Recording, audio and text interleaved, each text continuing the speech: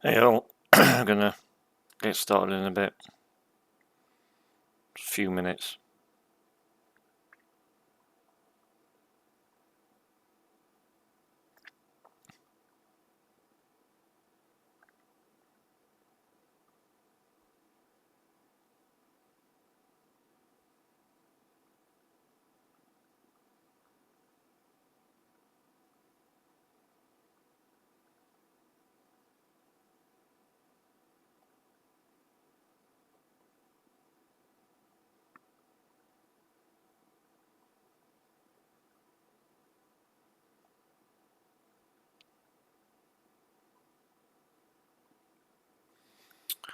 Just gonna post that I've gone live on a few Discord channels and then we'll get started.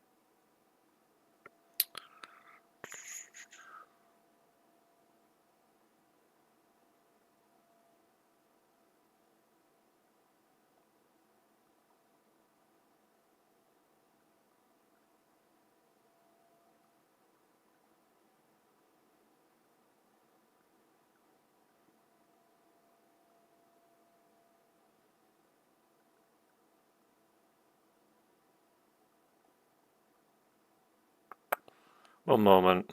I'll get going in a minute.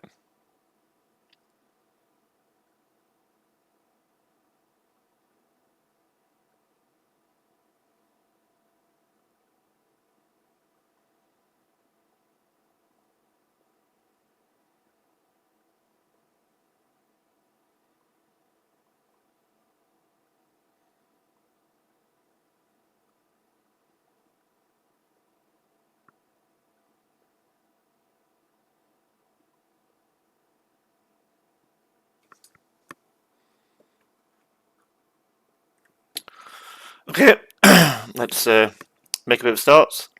So today, this was actually came at a request from somebody on the Talking Trek Discord. Somebody said there's like so much to do in the game, so many different ways, so many different officers, so many different crews, so many different loadouts that it can get a little bit confusing as to what crew to use for which hostiles and the different armadas and all the different special abilities that's out there. You know, when do we use a loot crew? When do we use a speed crew? When do we need to put special officers on? If we're out grinding reputation or grinding ship ports, what's multiple different good crews to have on at the same time so you can survive and do it. So there's quite a lot of complexity in the in the game in terms of the different combinations of crews that you can have in the game. So today I'm just going to pop into the game quickly, let people know that I've gone live on the Alliance and on the Galaxy chat, and then we'll get cracking on. I've got a few slides actually. Again, put it together, try to like combine the information, and I'm going to actually look to create and publish out these almost like summary infographics of all the different crew and loops and how to complete them. All this information is actually it's all available out there on like Excel spreadsheets or Discords, but it's like kind of in multiple different places or lost in the multiple pages of the Discord pages on across different channels. So try to pull it all together to try and make it much easier for people to be able to get access to the information. And also this particular stream now is going to go through all them different crew loadouts. So I'm just going to pop into the game. Just going to let people know.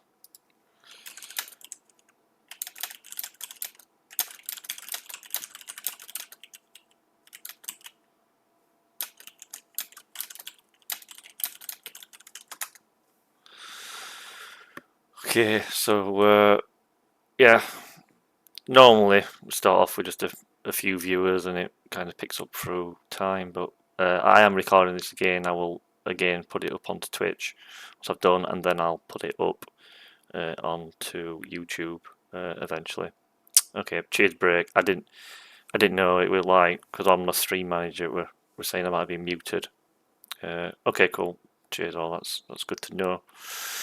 Like I said, if you are watching this video afterwards and you've not followed me, then please do so. I think I'm up to about 36 now, so I'm only 14 off like affiliate status, which I think is when we can do more stuff. Hey Red, good of you to come in. I saw that you followed me earlier today, so yeah, good to have you on board, mate. We just I've not done many of these. There's a couple of videos up already where I've looked at like mining Mondays and winning that Zindi All Order event and stuff like that. So yeah, good to have you on board. Yeah, so if people anyway, back to the followers. If you're not yet, please do. Like I said, because once I get to 50, I think I can get other cool things that I can do with the stream, and apparently I can start making money. But I'm not that concerned about that. I'm not going to start making ads appear everywhere and destroying the stream experience. I'm not really doing it for that. I'm doing it more to learn about it. So yeah. So in fact, I'm just going to post on Galaxy Chat if anyone may be interested.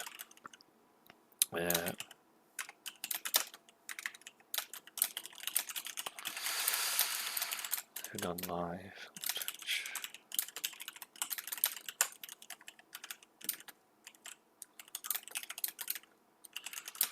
There you go. I've not posted it onto Galaxy Chat before. I'll probably just get a load of abuse off people. Very good. Okay, so you can't stay long, Red. That's fine. But like I said, I don't. I tend to not to have these on for like 4 hours and stuff like that anyway. So I kind of go through key information, get that out there, and then have a little chat towards the end. All right, so I'm going to go back to the slide deck. So the first thing, well, let's do the boring stuff out of the way first, is mining. So the last stream, actually, I did, and you can still get access to it. It's under the videos on Twitch, not on YouTube yet. I really need to get it up on there.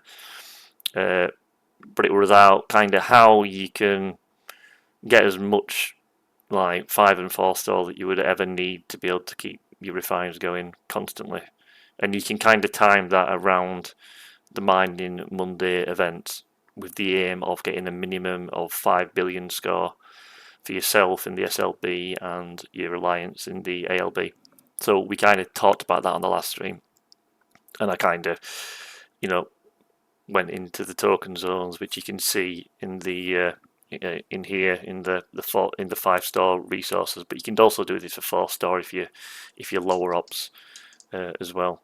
And I did talk through the crews that I use, but just I've kind of pulled this together now as kind of one infographic that represents everything that the types of crews. So what I did, this is the crews that I use. I use like Fess with full synergy here on my on one of my Novas, and that's just like the fastest mining speed. So that had about like 43 million cargo, and obviously I got that into the token zone system on Sunday night, so it could fill up over Sunday and into Monday. And then you can see there I've got 4 as captain with 2 for synergy, so we're kind of increasing the speed of ore there, and also 2 provides mining speed. And then I've whacked on Mavery for extra cargo space, and again that Nova were coming in at about 40 odd million cargo, and a really fast mining crew for ore. And then the final one, probably like my slowest one. I have kind of got all my Novas much higher now because I spent a bit on them on the spend event. But you can see I've gone for Tippering there as captain with synergy from Ston. The reason why I chose Ston is because Ston gives you the extra cargo as well. And then obviously I've used 10 for the mining speed. So I've kind of got crystal or gas, all well covered, all crews that meet the ROE of the mining agreement on our server, and should be most servers, I would imagine. And that means you're protected in here as long as you're not sat on a 0. And then I just mixed in mining speed, max cargo. I didn't use protective cargo, but you can use your lower decks options amongst these crews. So I would say if anybody wants to mine regular resources, these are just kind of the best ones to do. And if you do it once a week, Sunday evening through mining Monday, so you preload for mining Monday, complete it, and then off you go, back home again, send the ship back again, have another 24 hours mining just before the event ends, and then close it down. So just for the thing, this was the mining Monday results, and just remember, like I could probably score miles higher than this by getting my timing perfect on my preloads and using my feature to go on and off the Sealat mines. And I'm not 60 plus, so I can't get out onto really big or get 6-star extra resources. So for me, I target about 5 billion 5 billion for the LB and SLB, and I got 6.6 billion, which for my alliance put me in about like 4th place, and overall about 9th place on the SLB. But you can see here we got 80 million in total. MWB got 103 million. They do normally when you see Spork. He's always goes.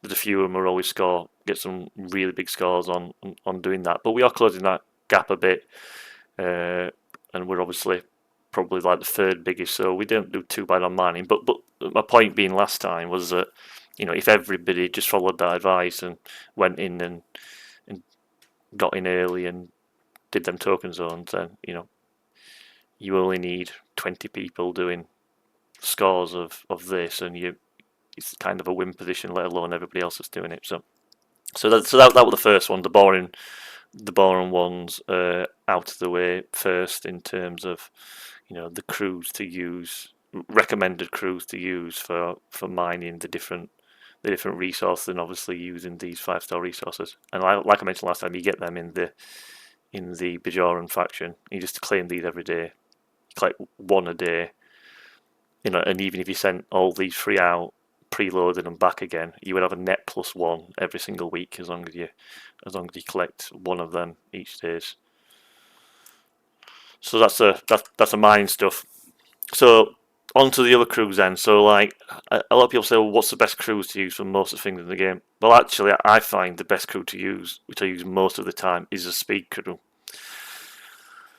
The reason why speed crew, I think, is probably one of the best is because when you're doing your dailies, you're going out just to kill the freebooted, you're going out to kill some faction hostiles, or there's a SMS on where you've got to kill X number of hostiles of a certain type, then your speed crew is probably the best thing to do, because as long as your ship's strong enough to be able to kill what you're actually doing. So if it's not, you'll have to come on to some of the hostile crews, which I'll show in a bit. But like, I just first want to start in the top left. This is the crew that I always use, which is Riker, Data, and Kuron. And then I kind of have your crits hitting 100% crits with hull breach, and then you can put different things in here. Like I've kind of got the 2 lower decks crews in there because they're maxed out, but you could also use extra ISO damage. Extra ISO damage probably better. Extra critical damage in there as well. But this is your speed crew really, and you just activate Kuron just by doing 1 kill, and then it goes really quick.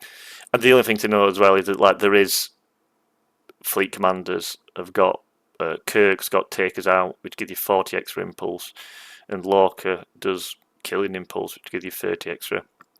And I recommend you have at least one of them on. At the moment, I've swapped to Lorca and I took out Kirk, but I'm thinking of getting Well, in fact, in PvE, I should probably use Kirk instead of Locutus.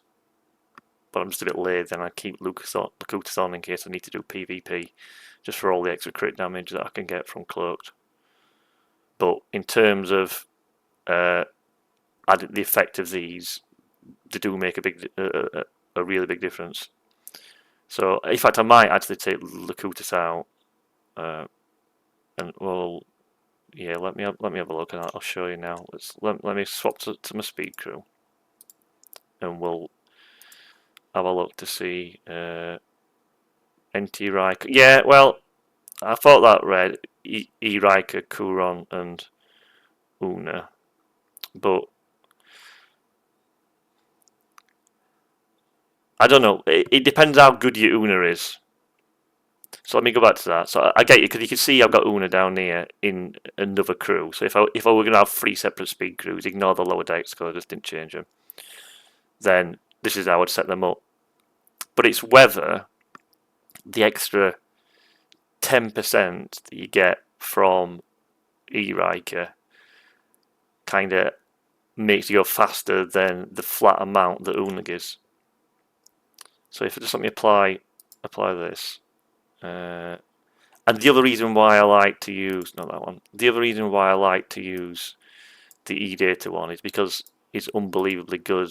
Anyway, so as well as being fast, you're actually pretty strong here. So you can kill most things because the extra ISO damage, cascade damage that it gives you, kind of makes you really quick, and hit really hard. And I always find that if you look at Riker, this is 50% increase, whereas Una adds like a flat amount. So I guess it really does depend on whether your Una's quite well leveled. And if she is, and you just bothered about speed, and it was speed event, then yes, I think you could probably swap in Una as long as you could kill the hostile that you that you wanted. But I don't know. I just find that for general day-to-day, I stick this crew on, and it kind of the extra damage, the extra ISO damage is actually quite useful.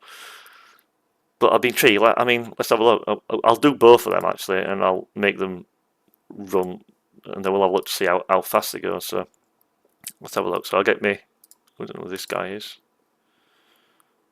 Random.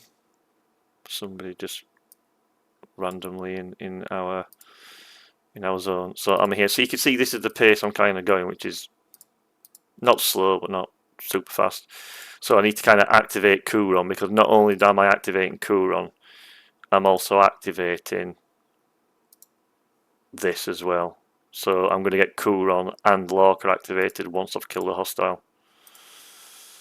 So let's have a look what we got here. Sure, some of these will have low level hostiles. So we'll just zoom off and kill a few low level hostiles with this, and then I might go back and try Una and see if we think it's faster or not.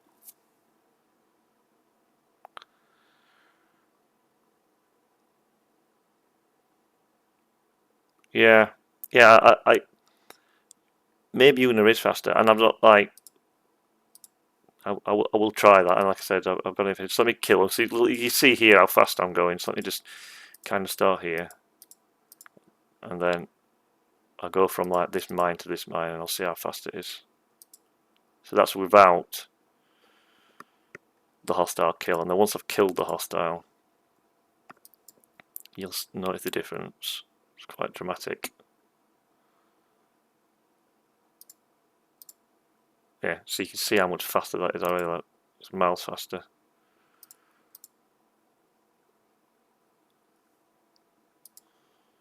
So when you kind of zipping around with this crew, and I've kind of put it on my Sompek here because that's my fastest one. But let me go back, and I will maybe put Una on, and I'll also add in, just for a laugh. I just want to check because I'm going to kill a Q hostile, and I don't know whether this is giving me. If I take him out now, I'm not going to be able to put him back in again. But I don't think that matters too much because these are all against players, aren't they? Players. If blackout happening in here. That's all mortars.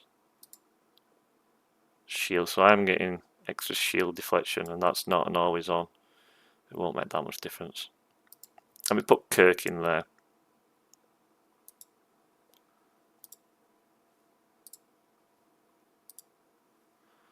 Do that.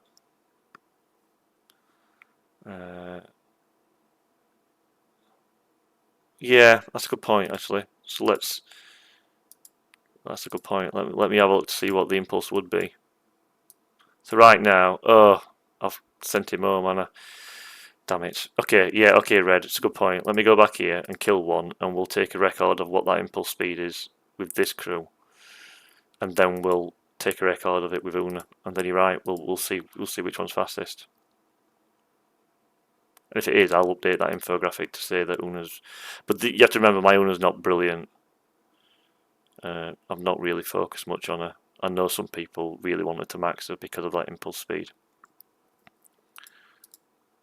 So yeah, well, Kirk's made quite a big difference as well now, hasn't he?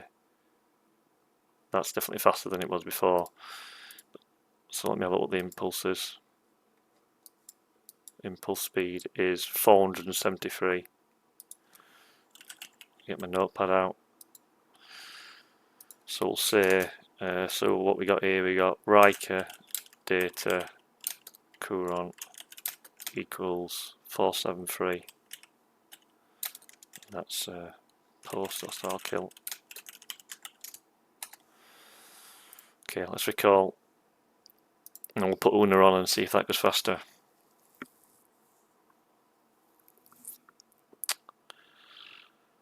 So just, I mean, how long is that going to take me? That's quite quick, so that's alright then. So we will, I don't know why I use 1 lap for that. So we'll now add on Una, which will be under group. Got to find my SNW crews. There, she's there. So instead of data, confirm. Come back here, and then we'll have a look. Is he any? I think I've done most of my events today. Oh no, there's redone, aren't there? So Explorer, that'll be easy for me to do. Don't need to defeat hostiles with Explorer, so that'll be easy for me because I'm a Sompek. That's hostile hunt, so I'll get that done at the same time. What the hell's this? Oh. Buy a forbidden tech. It's not going to happen. What's this? Build the NSA. Not going to happen. Parabellum. Be easy to do. Do that in 1 kill. Okay. Oh, the Gorn one's out as well, isn't it? Okay, so let's have a look. So I'll kill this to activate Kuron and activate Lorca. Let's have a look, see if it feels quicker. That feels a bit slower. Maybe. Let's have a look. Manage details. Impulse 490, so I think it is. Yeah, it is faster, nice. So yeah, Riker, E-data, Una equals 490. So I would say then, with that in mind, the choice between them 2 crews would be that balance between whether you just want all out speed because you know you're going to kill it regardless of what crew you've got, then that probably is better. But if you're going to go, if you do need a bit of a bite and a bit of extra damage, then obviously data is going to allow you to do that. So maybe as a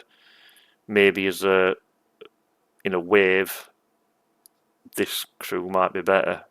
But maybe just for general killing, swapping Una from here up instead of data is a way to go. Okay, I will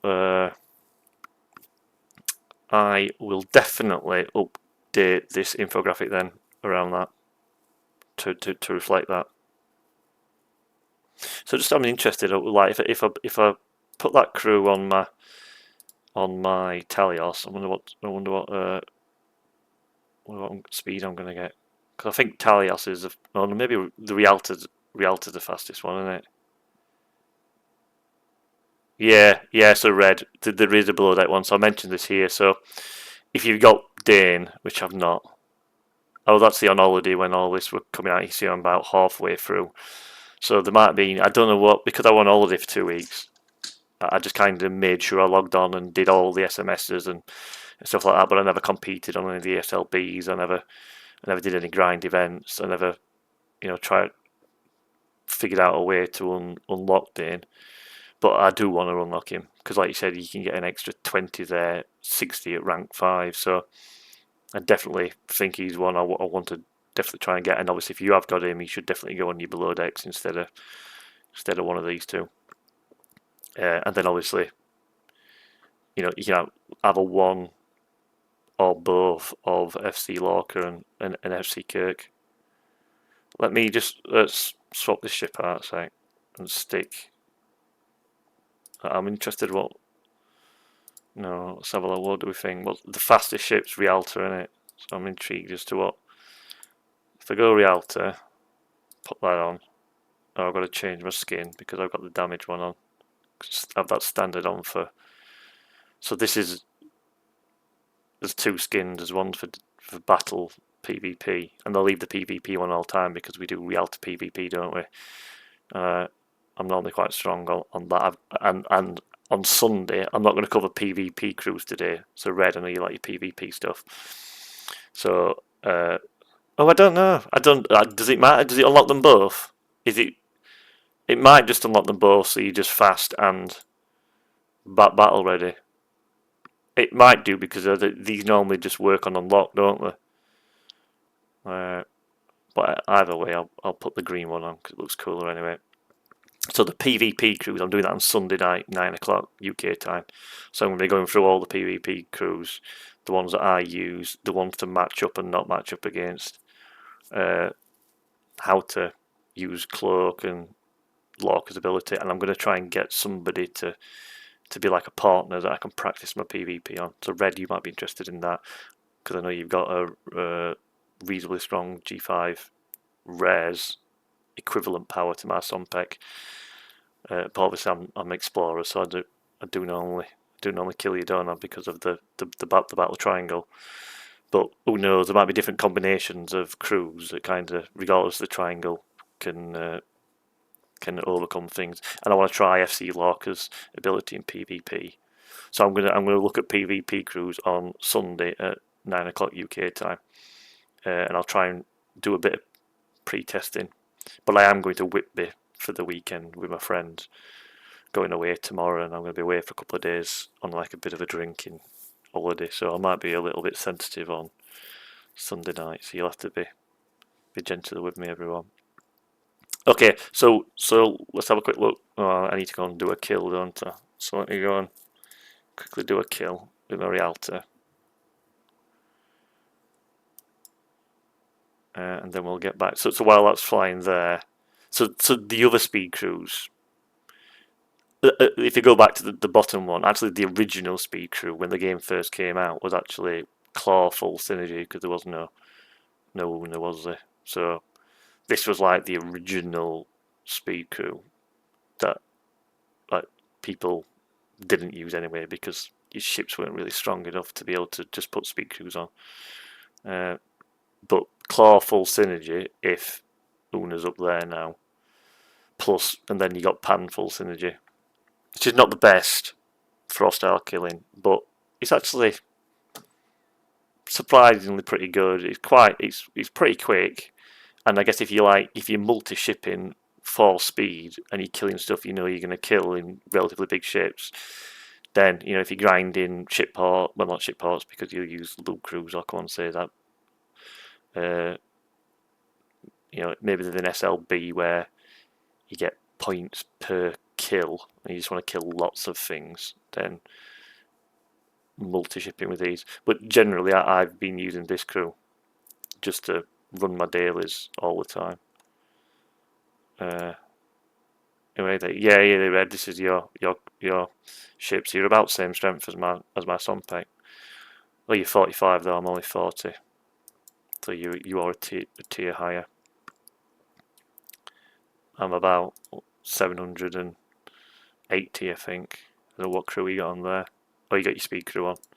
So now I'll be about 750, 760 million, but a tier lower. Have I just killed one then? Did I just kill one?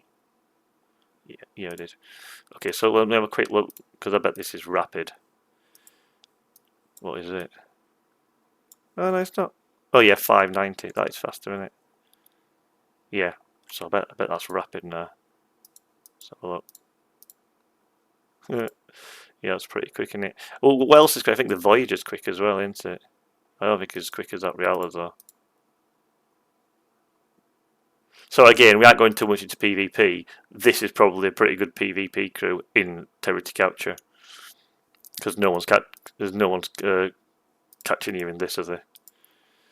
And also, if you like a really fast high level ship, like a G, maybe you've got a G6 rare, and you want to use the G5 epic, then to, you know, maybe you've got a Klingon G5 epic and you want to catch ships coming in territory capture, then you could slam this crew on. And this is what people do. You see them. People use Voyager a lot for that as well, don't they? Because it's pretty quick. They use that in territory capture to quickly catch ships that are trying to get in and cause damage. So the speed crews have a use in not just day-to-day completing your daily goals, but also they've got a use in, you know, NESLB, which is killing a number of hostiles, and they've also got a use in PvP. So the speed crews are super good, and it just makes your gameplay so much faster. I'm just doing cruise breaks. It's a bit tricky for me to join anything because I'll probably want to keep them my crews at hand. But once I've done this, I will definitely join. So okay, so that's speed cruise. Good testing, good recommendation to put Una in. I'd have thought that the percentages would have outweighed the flat values of Una, but I've been proven wrong there, and I guess it were a relatively simple test just to check that, weren't it? So we now know that, like, actually the best speed crew is not data in there, it's Una. So I will update that infographic. Okay, next one. Hostile crews. So I'm going to start down this right hand side because in nearly all cases, if you're not killing it quickly and you're killing it because you want the loot that it's got, every opportunity you get, whether it's from an event or whether it's just from grinding or something, you should always try and use a loot crew because you'll just gradually earn more and more stuff over and over again. And it's better to drop down slightly and kill something maybe 1 or 2 levels lower. It's normally a zone, isn't it? You might have a choice between like a level. The Gorn's the best example of this. I've got a choice of going in the 58 zone or like the low below it. So if I go to my Gorn here, look, Gorn, I've got a choice between this Temic zone and this Cirriped zone. Let me put my crew back on again. That's what I'm 784 then. But look, I'm a tier lower than you red, so I've still got better research, mate. Anyway, so but red is pretty good. It's one of the only few that's not 60 plus that I have competitive PvP against on the server. Normally, I will wipe the floor with anyone 60 and lower, but break with the right crew and the right RNG can kill me. Not very often though. Yeah, so am I going to be camping on 60s working on research?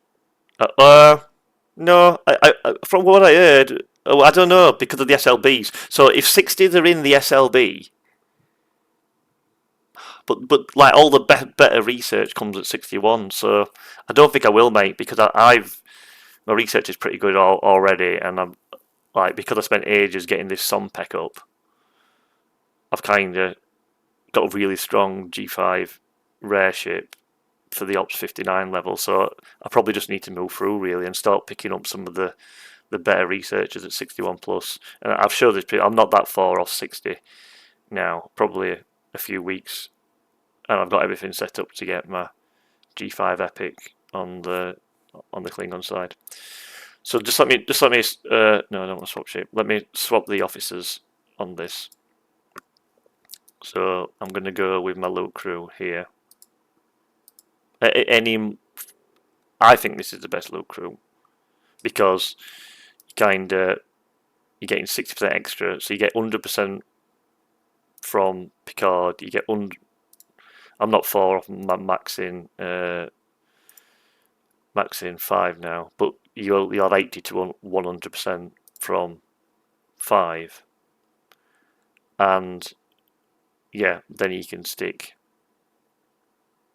dock underneath. And if you're doing ship parts, you should also be sticking what does it say on here? Yeah, pick bev if you're grinding ship parts, because that'll get you extra as well. And then I always keep these two in because it's crit hull breach. Maybe instead of 10D, I would probably now update this to put the extra ISO damage in from Chapel. That'll work with data. It's probably, but even though my power drops because it's not as high a level. But that's kind of the look through that you should always use. Anyway, so the point one I could come here to Siriped, or I could come here to Temic to basically grind out and get more Gorn stuff. And in fact, is a Gorn event on? Because if it is, oh, we could do this now. I'm sure I saw it. Yeah, so I'm not far off now getting that ship. So let's head out there and I'll show you. So for Gorn, like if you want to kill Gorns, I would just recommend trying to choose a zone. You know, if this 56 is too hard for you, drop to 53 and use a loot crew, as opposed to using a hostile crew in the zone that you think's higher. So if I go here to Temic, and I'll shoot out there now. How long is that going to take? 1:23. I don't want to wait around for that. So we'll just go back to this slideshow from current slide. So we'll show how to use that look through in a minute, in literally 1 minute once it gets there. But let's say you did just want to do kill hostiles. I find this is the best crew. And again, other people might have favourites in terms of like crew setups and stuff, but I think Janeway, Doc, and E-Data with your crits, massive crits with ISO damage, with extra ISO damage there from what you called, can't remember the name, just pretty. And then Torres providing hull breach to give you more crit damage, and then Troy to get you more crit damage. And then at the same time, you're getting shield mitigation from Janeway, so it means you're taking more onto your shield as opposed to your hull, and you're getting actual mitigation from Doc. So it makes you really strong. It's like a really OP crew. You can do full synergy Janeway, which is really more defensive, and you'll take it may be a balance. I'm not going to say you take less hull damage, because I would suspect that having data in there means that you kill it in less rounds. You kill it in less rounds, so you'll take less hull damage. But if you were just killing both of these in one round, you might be better going full synergy Janeway. If you had one hostile you were going to kill in one round regardless, then maybe full synergy Janeway would be better, because you would you'd have the extra shield mitigation from her. But let's go back to my test. So in here, if I kill, like, I'll go with the triangle to start. In fact, it makes no difference. I'll go with the triangle a bit slower now. You see, I'll speed up.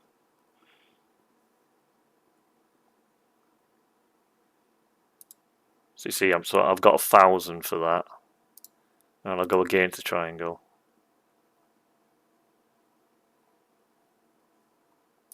Should be take me up to 2,000 then, ish. Yeah. So I'm getting about 1,000 per kill on doing this. But if you have a look, I've just taken 0 damage, like barely any damage whatsoever. Look at my hull; it's like barely moving. So I can grind on these basically forever. But literally, well, not forever, but maybe hours. If I wanted to, I could probably fill my cargo up dramatically. And sometimes I come in here and do that, and I'll do it to, if I go to my, is it ISO matter? I'll go just to top up these things, my apex ISO matter and my volatile ISO matter. So that stuff gives you the eviscerator refine, and this stuff gives you these 3 refines. And I always max pull these 3 and a single pull them. Maybe if I've got the Gorn eviscerator, this might scale up and I can start max pulling it, but I don't have that Gorn shit. But which I should do soon because I'm not too far off. So I'm not going to complete this event, but you can see here I've come to this zone because I'm taking no damage. Now if I took this ship here, just to repair, go across, won't take long, it takes a minute. And you'll see now that when I attack something in this zone, it's not too bad. I do take damage, but it's quite RNG, to be honest with you. Sometimes I lose a lot of damage, sometimes I don't lose much at all. And actually, since I've got FC Lorca and Syndicate 35 and moved up to more like this 767 million range, then I do take. It used to kill me really quickly in here with my loot crew, but I can now last a lot longer. So it could kill a few, but you'll see. I will do it. I'll just kill some of these, and you'll see how fast my hull starts dropping with a loot crew in this zone. And then what I'll do is I'll go back. I'll put on my best hostile crew, and I'll come back, and you'll see that I'll probably take less hull damage, but I'm not getting much loot. Oh, don't recall. So then it's just not. I'm not making the best of my trips out here. So I'll start off one against the triangle, which is probably not with the triangle, which should be okay. But I'm still probably going to lose a bit of damage here. See, I lost a little bit. You can see, it's might not much, but if I'm grinding loads of these, that's going to kill me quick. And if I go here and kill a battleship, let's have a look. Look, quite a big jump down in hull. So let's do an explorer because that's like for like. What does 10 give me? Do you mean red as in actual change of the hull value on the Sompec, or as a percentage because she's maxed? So she's maxed, but what I can do when I go back, I'll take her off and put her back on again, and we'll compare the hull values, and you'll see the extra that she adds. So this is going to do that one. So you can see it's not too bad on the explorers and the interceptors, but it is gonna dig down. Honestly, this is a lot like my ship's a lot stronger now than it ever has been on this. So maybe if I were just focusing on interceptors, I could probably grind quite a lot of these. But the trouble is, if I kill all the interceptors, there'll just be battleships left, and then I've got to kill the battleships, and then I'll die. But maybe what a good strategy for me now actually could be to come in here, clean up all the interceptors, and then go to the 58, and then let somebody else come in and kill all the battleships. Maybe Red, you can come kill all the battleships with your interceptor. But yeah. So what you need to do is when you're completing your events here, like you see, like I might as well make the best of while I'm out here completing all these events. So just coming out with a hostile crew doesn't make any sense to me. You might as well use your loot crew and get, look, you see there I've had a really bad RNG on that one, look. And that was a intercept, so you can see how much that took off me as a whole. Compared to, let's have a look at this one. Well, barely anything. So like, there's a real RNG on this as to, because of these hostiles, because of the way that these special abilities that they've got. And whether my abilities are triggering or not. I might just complete this event while I'm here. So how much do I get? So I'm on 19,000. It takes me to. See, so it only gives me 500 more being on 60s, and you can see I'm down to half full already. So it's just not worth it. There's no point coming to this 60 zone if you want to grind your Gorn bits, because you're just going to die a lot quicker for an extra 500 per kill. See, so you're probably alright on them battleships, Red, because they would be triangle, but I bet. See, but we are pretty strong now, mate. I reckon being in here is not too bad. But you can see how it's going down. As I'm picking up explorers instead of interceptors, it goes down. So if I wanted to do like an hour's grind out here on Gorn, I would absolutely just do it in the 58s. But maybe if I'm just now coming in and doing my event, you could just come into these 60s and just do a full hull's worth and then end. I might be strong enough to do that. But so you can see how it all depends which zone you're going to. But ultimately, this is about what crew should I use for Gorns, or what crew should I use for Lost Hostiles, or what crew should I use for. I always think your first thought should be, what's the best loot crew for that hostile, and what zone level do I need to hit to be able to get the most that I can, without dying really quickly. And if that means dropping down a zone, drop down a zone and use a loot crew. And complete your dailies, complete your events using that crew. Now, I wouldn't use my loot crew. Oh, I don't use my loot crew to complete. I've done them already. You know, like you're killing freebooters. I put my speed crew on because I can just get from point A to point B really quickly and get it done almost immediately. So the first thing I always do is send it off to the freebooters, kill a load of them, go off to faction space, kill a load of them, and I will do that using my speed crew. And on the mirror hostiles. So this is where it gets interesting, and I did a whole stream on. I didn't record it though. Let me show you the thing we did. So we did trellis the A, what they called on the refinery, the liquid omega. No, not the omega stuff. The raw trellis. The raw trellis stuff here.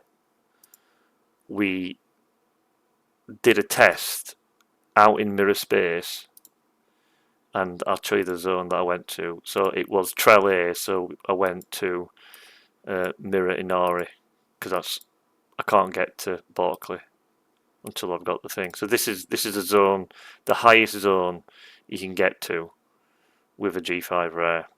You can't get to there, otherwise I would do. And we did a test with my speed crew and my loot crew. So when I did my loot crew, I got about 400k in cargo and about 300k in chests, because for every hostile you kill in mirror space you get a chest. So, but you can see in total I got about 700k loot from one trip in. But then I took my speed crew, and you can see I got about the same in my cargo because I was getting less per kill, but killed a lot more in the time I had available to me. So I ended up getting about the same amount in cargo with my speed crew, but then I got like an extra 100,000 in chests because obviously I got more chests. So I got about 800k from the speed crew. So my conclusion is for mirror space, at least for Trell A, is that speed crew is better than loot crew. About 15% better, more loot by using your speed crew out there because you're killing. Yeah, I see. Just you say there, Red used Tom Paris. It probably is. It all depends, though. I mean, she gives you more hull and power, and he gives you more mitigation. Yeah, I don't know. They both probably have minor effects, but the mitigation probably one is probably better. It probably has a better effect if you really, really needed to survive. I would agree with you, but like sometimes the extra hull will allow you to grind more, but then the mitigation will mean that you'll take less damage per kill. So, but maybe if you're killing something that's you don't need Tom because you're already at max mitigation, then he's just a waste. I mean, you don't need him on there. So the extra hull allowed you to kill more things before you die. So I guess there's a place for both of them. But I tend to like my power number to look as big as possible. And Tendy and Mariner makes your power number look high as well. So yeah, although the power number doesn't really mean much in this game, does it? I think it is a good indication because like there could be a 600 million Sompek and mine 767, and people, if I had slightly different lower decks, it's still an indicator that I'm going to beat them in PvP because the power's higher. So I think it is still a good indicator in terms of overall strength. So anyway, back to where we were. So what I would say is, yeah, the exception to the rule of what I've said about using loot crew is mirror space, particularly on Trell A. I've got to test Trell D stuff, which is when I go up the shortcut and end up here in either probably Beta Penth, sometimes maybe able to do Velata now. But I'm going to have the same deal here as to whether do I go to Velata and get less kills before I blow up, or do I stay in Beta Penth and get more kills and not run out of hull. So I need to test which of these two zones is best for a G5 rare. When I've got a G5 epic, I will definitely be going here because I'll be strong enough. So the exception to the rule I've mentioned about the loot crew is mirror space, where you should use a speed crew. Maybe now with Una. Maybe not with Una. It depends.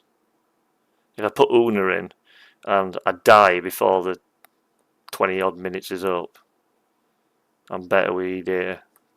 That will need testing. Okay. So the other thing I wanted to do now, I'll go back and I'll take off Tendy on and off my Sompek, and we'll have a look to see the impact she's had on the hull. I don't think I completed that event, did I? So I'll have to go back there another time and do it, but that's fine. Oh, I did. I completed my Gorm one, that's fine. And this is just kill any hostiles, as long as I'm using my Sompek, so that'll be fine as well. No problems. Okay, so let's go back to the hostile crews. We talked about the loot crew, which should be your main hostile crew, apart from mirrors. So what other good hostile crews have we got? Well, if you're not as high ops, or for some reason the hostiles are less than 51, then PMC or T still works really well. The way it works is that Pike Moreau powers up the ability of Chen or T-Lan, which is reduced damage. And it's the old. it was actually a bug this at the beginning. I don't think it was supposed to work this way, and it's one of the oldest crews in the book, in it, PMC PMT, but it was a bug originally because I've been here since day one on this server, and it shouldn't have worked like this, but everyone started to use, and it was just like the only hostile crew for ages. Like you would just use PMC or PMT, and you use Chen for when the hostile uses energy damage, because you reduces energy damage, and you use TLAN when the hostile uses kinetic damage. So if it's all energy, you definitely use Chen. If it's all kinetic, you definitely use TLAN. If it's a mix of energy and kinetic, you go with the one that does the most, the highest percentage or the most gunshots. It's that simple, really. And then obviously you keep on your max crits with you and your ISO damage and crit damage from Hull Breach and Troy. So if you lower ops, it's still probably the best crew. Maybe it's changed now, I don't know. Maybe even on the lower ops, like full synergy Janeway or Janeway with E-Data could be better, but I've not tested it. But I would say that it would take a lot of beating because of the damage reduction you get from PMC and PMT.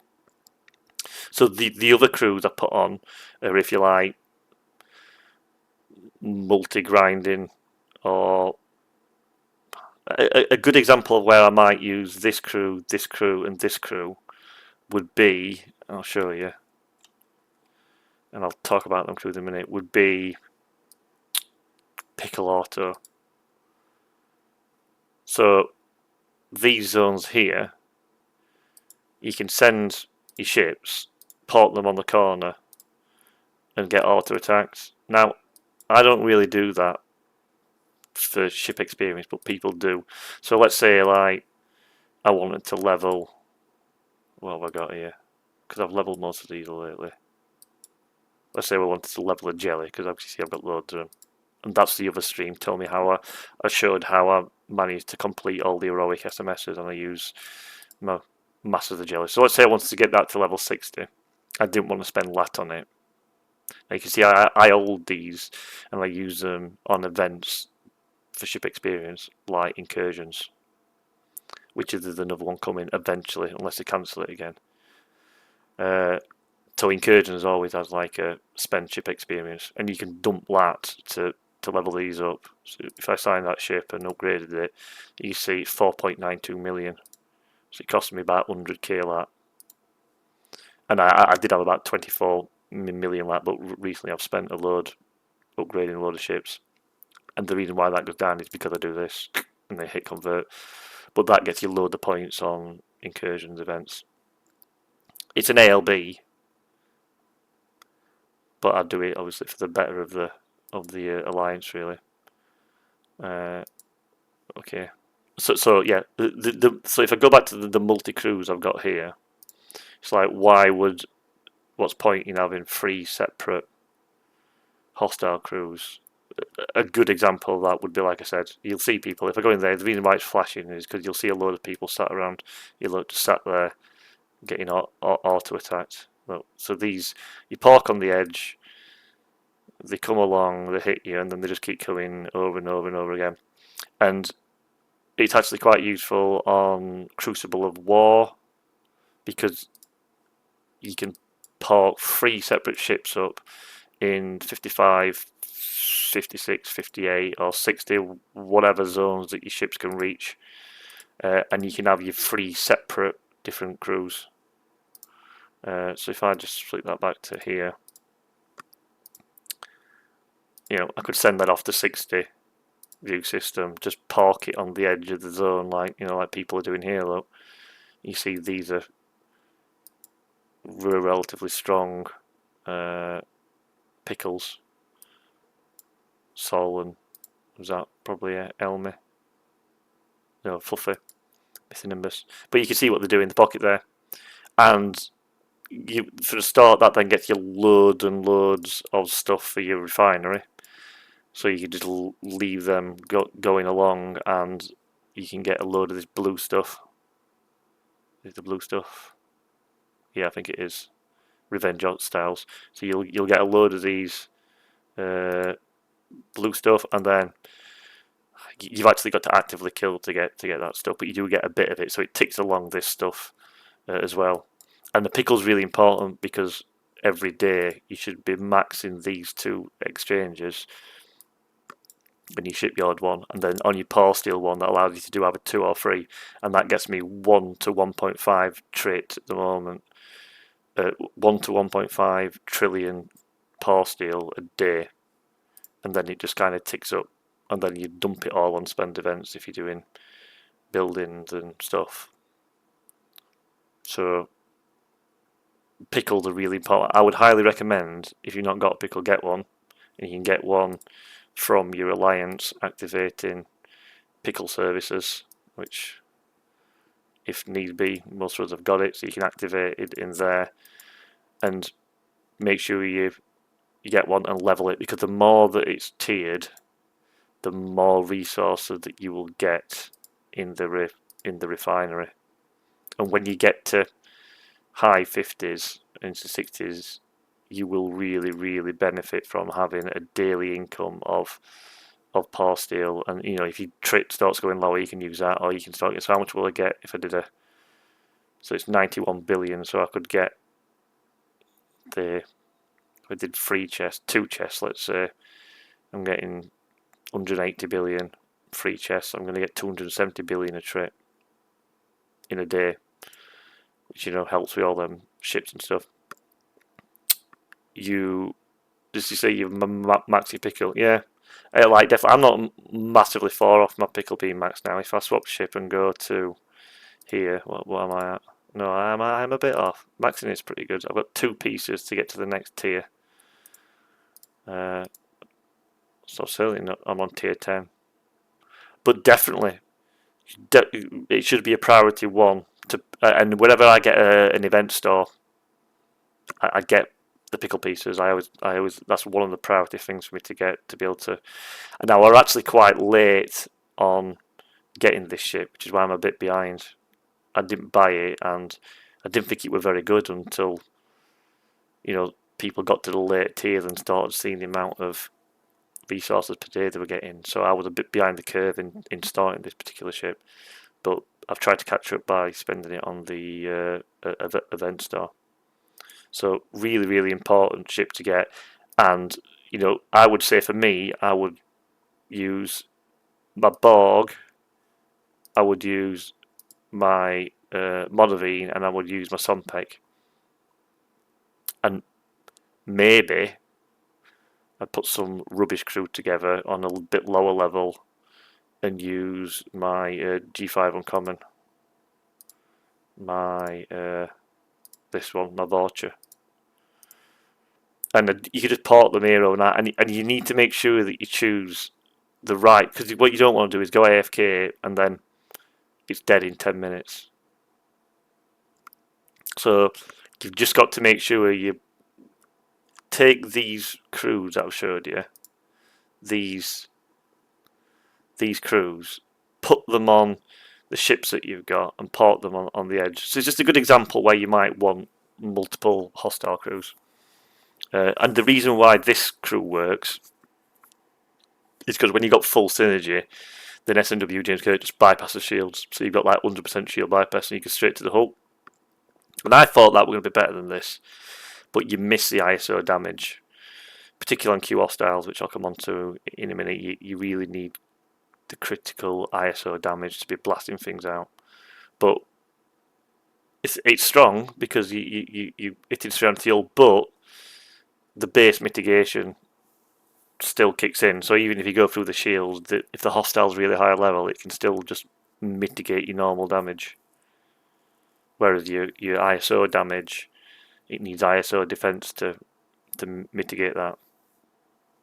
So it's a good, solid all-rounder, really, in terms of that grinding. And then the next one works because SNW Kirk means that you take more damage on your shield as opposed to your hull. So it kind of works in the reverse. It kind of makes you much tougher because every time somebody hits you, you're getting extra damage. The damage is hitting your shield instead of your hull. I mean, if you just parked up the Una spook, the only reason I put Una in there is because I want the full synergy on SWK. And then, you know, if you put on the this crew on the pickle with the battleship one, which is, let me have a look. Manage, assign officers. We go to S&W crew. I'll just put Spock on for group. So if I put Pike in here, and we went, so it's a battleship, isn't it? And attacking hostile battleships, we don't want to, maybe it's Ortegas. I think it's Ortegas. We're attacking hostile explorer from a battleship, so you'd stick Ortegas there, and you would stick, you know, Una there to get your max. Or this is assuming E-Data's on the other crew, so you kind of, you know, you're not using E-Data because he's on your other crew. Then when you're parked out here, you'll see that the hostiles that come and attack you are explorers and you're a battleship, so that means that Ortegas will work. So it's a nice second crew to use on your pickle in these types of instances. If you were doing that auto grinding, or if you were multi-ship grinding. So yeah, I mean, when I used to grind rep, I would kind of have a loot crew on my Sompek, because loot also counts as rep increase. So I would put a loot crew on my Sompek and hit the biggest ones I could, and then I would use like my interceptor or my Borg to go and kill the other ones, and they'd be a bit squishy, so I would need like a one of these types of crews to be able to support it. So that's another good example. So hopefully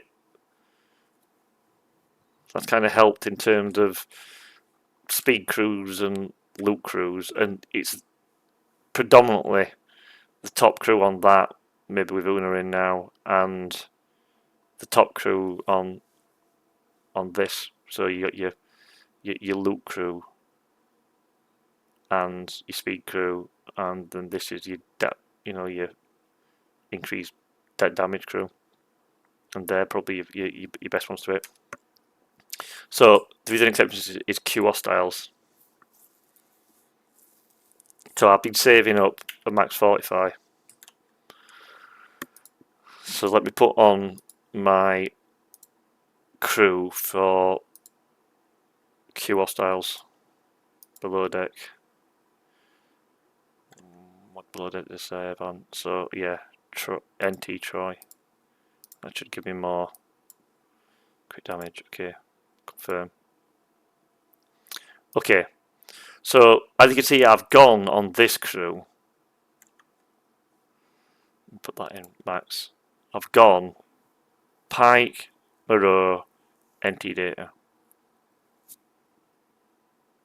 So, and then below decks I've got my crits, so I can 100% my crits with a hull breach, more ISO damage and more crit damage. So it's literally set up to do as much possible critical ISO damage possible in the shortest amount of time to kill the thing. And the reason why, you can see here, like when my last Q hostile I did on the intercept side was 26 billion. So if I don't kill this very quickly, and if it will kill me, and if I try to kill it with normal damage, it's just going to mitigate nearly all of it. So I've got to kill it ASAP. And that's the only way you're ever going to be killing 30 billion hostiles with a 758 G5 rare. And it's working quite well. So if I go to like my assessment rank now, you see I'm 22nd. See, Red, you're doing good as well. I guess you've done a similar thing to me as this. So me and you are up there, look. I don't know if you're still online, but you can see that we're right up there at the moment in terms of the thing. But everybody else above us, they're all 60s. They're literally all 61, 63, 64s. So I bet Red's done something similar to what I've done here. Now, again, you really need your buffs to be able to be killing these. You're not vanilla going to be able to kill with boost and log strike. Think I need to my ship level TK max. Yeah, it all depends on how strong you've got critical damage, how good your critical damage research is TK max. I would say really try and focus on your critical damage percentage. So if you look here on my Sompec, if I go to my critical damage attack, 445%. So that's just its base, and then I've like on all the options, for hostile get increased critical damage. Any research that I see, I literally go for that. Always try and make sure I get as much crit damage as possible, because when you then times that with your ISO damage, it's massive numbers that's going straight through, wiping out the shield, then straight through and taking out the hull. But it's not a magic wand. I couldn't take a G5 uncommon and go and kill that 30 billion Q hostile. But the reason why this is and the reason this is also important for PvP. So what you got 320% on your Crozier, 520 Crozier, yeah. So you're 125% down that's showed on this, but then you've got to think of all the other stuff and the researchers that don't appear on the screen, because there's load. If it says like against hostiles or against players, or it says if affected by hull breach, or if morale on, or if all them ifs, or against players on your forbidden text, they don't show on that. So there's loads and loads, and might be another good stream to show all the different places where critical damage increases lives and exists. I might list all of them, and we'll go through every single one and show where they live, which ones you can get free to play, which ones you've got to buy as primes, which ones you've got to win SLBs to get premium or certain things for, which ones are in your forbidden text, or which one to focus on, artifacts, favors. There's so much stuff that's not in that number, and it's an accumulation of all them crit damage and actually crit chance and ISO damage variables that you've got that add up. And people say, oh, it's only an extra 10%. So I got the Cardassian Disruptor beam, which has like 10%, 15% extra crit damage. You're like, well, it's only 10-15%, but it all adds up. The more you've got, it just like marginal gains, add them on. And that is ultimately the key to getting like massive numbers on the SLB events for like crit damage, massive numbers on the stuff like that Zindia or Marder event, massive numbers in PvP when you're cloaked and you do Lorca's Fist to try and kill them before they get chance. Now you're never going to kill Steer's G6 Epic, but with a G5 Rare, if you're careful and put your research in the right places and use the right buffs and you're smart about your targets, you can kill 1.5 billion G5 epics with a G5 rare in the 5, 6, 7, 800 million mark. So yeah, have a look through your crit damage, not just that screen, all your researchers. Have a look to see which ones you could maybe focus on in the future. So my lower decks, I've gone U for crits. I've gone Torres for hull breach, and then I've gone E Troy for 45% extra crit damage, and I've gone Chapel for extra. Okay, we'll do. I switched to Metreon. Yeah. And yeah, if you put Metreon on, it would be better. But like for me, I use this thing because I get 2,000% extra hull health, and I don't want to keep swap it on and off. But the Metreon would be better if it will. This would be better if it was high level because you're getting that extra damage against hostiles, and you still get the hull health. So yeah, you could swap to the Metreon. That would be a better Q hostile tech. But I use my time crystal because I've focused all my upgrades into that. I'm not for being able to almost do a needle another 2,000, and I can upgrade that again from level 40. So I am a bit, and remember what I mentioned before. If you've got Janeway on her skill tree down tactician side, you can boost all that and be good for them as well. But I find Lorca's one click of a button just as much for that as others. So like I've been saving this. So what I do want to do now is let me put my swap shape, go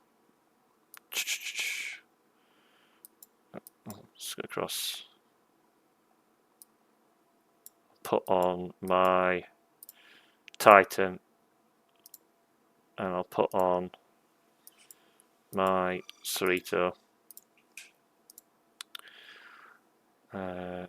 Okay, so we'll get this out. We'll get out my Titan and we'll get out my Cerrito. Now if I go to my Q trial, the reason I'm going to do this is because we'll look at the battle log. I might even download it and put it in Spock's Club, and we'll have a look at the impact of it. So if we go to my interceptor, you can see I'm up to 387. So this is my highest one. I get an extra 10. So I won't quite get above you yet, Red. You must have moved up, Red, because I'm not so sure you were above me before. So maybe you've just, if you can type in chat whether you're using Lorca's Fist, Red, I'd be intrigued as to whether you've done that without Lorca's Fist or whether you are using Lorca's Fist like me to be able to get up these. I'd like to try and get to this 432.7 million one. That'd be nice if I can get to there. You can see this one's now 31.4 billion. Increases damage against battleships by 100%. So it's got a note ability. That's not going to affect my Explorer, so that's good. So well, the next one's 31 billion. Yeah, I might be able to do 2 in a row then, assuming I do this. I almost killed it without max 45, so I'm hoping with a max 45 I'll kill this, because I tried it without a regular 45 last night and I almost killed it. So I'm going to start it. No, I'm not going to start it yet because you get more points depending on how quickly you do it. So let me do my max 45. Yes, I can do it. I saved up for this. So we'll do my max 45. And we'll do...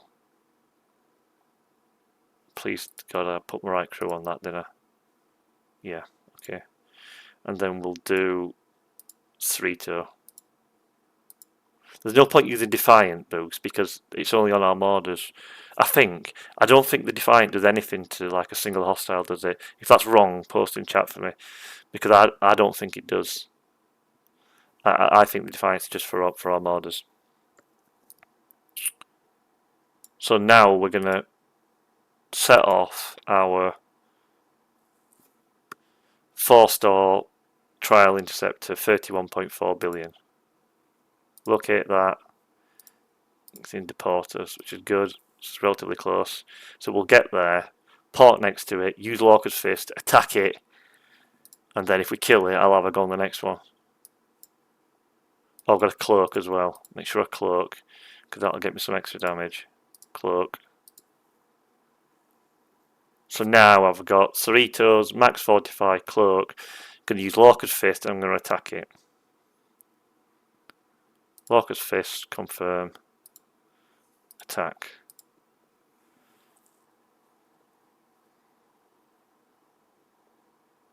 Yes, easy. Done. Claim. Start. Locate. Oh, it's not too bad. 10 seconds. I'll get this one in. I don't think I'll get a third in though. Locate. How big's this one, did he say? 140. Alright, but it's a... Okay, that's just a swarm. Hopefully I'll kill that. Yeah, easy. Well, that's good. How long have I got? 23 seconds. We'll start it, because if it's in this zone, we're in business. It's not. No, we're not going to get there in time. So I got 2 this time. I got 2. Oh, but I got to that mark, so my session's 440. That might put me above you.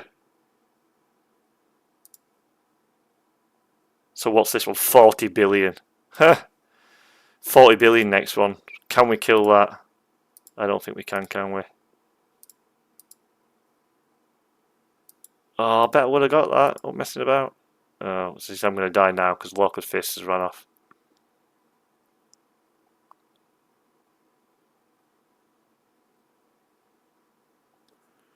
So that's definitely killed me. Yeah, barely done any damage. So tomorrow, no, I won't be able to because I won't be able to do a max 45. But I reckon I can kill that. I reckon I can kill that 40 billion one. Have you tried that one, Red? So let's have a look where I am now. I think that's put me above you, Red, on the assessment rank. Yeah, I'm up to 19th now. How wide my Lorca's fist? I'm the max I can do, mate. So to me, it was the number one thing that I wanted from him. So my Lorca's fist, if I go to my skill tree, is 13,000%.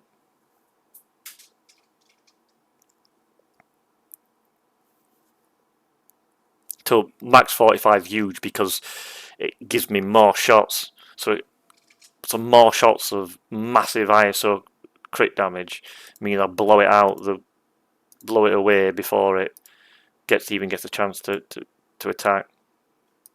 So if we go in here, look, this is the 31 billion one. Let's have a look. So it's doing some damage against me. Bang. 1.7 billion standard, of which 1.2 billion of it gets mitigated. So basically pea shooting with regular damage. 4 billion, 4.2, 4.3, 4.3 billion ISO critical damage. Mitigates none of it, straight through to the shield, straight through to the hull. How many rounds do we do? 1 round. Shield's gone after second gun, third gun, no, second, well it's not. It's actually just blows it up because it's like doing 50-50 into it, shield and hull. So you can see, look, crit, crit, crit, crit, crit, crit, crit, crit. Yeah. So it's just done 2 guns worth and killed it by doing 4.2 billion crit damage per shot.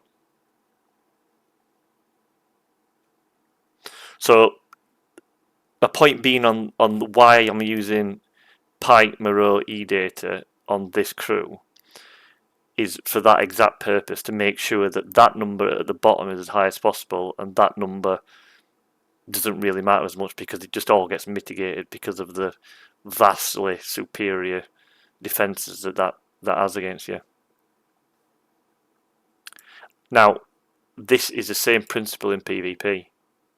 Exact same principle. You're going to come up against massive G5 epics at a 1.5 billion with like 21 billion hull or whatever. Their defences are going to dwarf your penetration. So your regular shots against them are going to do very little because they'll mitigate it all. and then your crit damage will just blow them out. So the only crew it don't work against is when they do an anti-crit crew. So then it becomes a fight of who's got the most crit chance, crit damage increase versus who's got the most crit damage reduction and crit chance reduction. Because if these are not crits in PvP, then the crew's the ship's a bit, it's just going to get killed. And that's why Ents, the G5 Epic Ent, using the strike team with crit chance reduction is kind of the anti-thing to Freeman, Lorca, and HGW. But obviously now with Lorca's Fist and all the other new research, have you had another go and killed one? It's quite good though, mate. I like to see it. You have to remember, mate, me and you were 59 red on this, and if you have a look at you've gone above. Oh, nice. But have a look at the people around us. These are all, every one of these are mid to high 60s. So, have you got Lorca? Have you got? I just wondered whether you've actually got Lorca's Fist. Have you got it at the max level? Because if you're getting them without Lorca, that's quite impressive. Yeah, you are using him. Yeah, you've got to use him. So we can only do like one every 8 hours, but obviously I think you definitely need max 45 for the extra shots as well. So yeah, I reckon I'll kill that with max 45. So we'll try that again on Sunday. Because maybe I've got enough to do another max 45 then. So anyway, we'll go back to the crews. I did what I thought were really important there was to show you why I'm using Pipe Moreau E-Data. Not everybody does that, and they use other crews against Q hostiles. But to me, particularly as the gap between your power and the hostile's power increases, we'll make a swap out of that particular image now. That one's more impressive, so we'll take that one, delete, put that one in there, stick that there.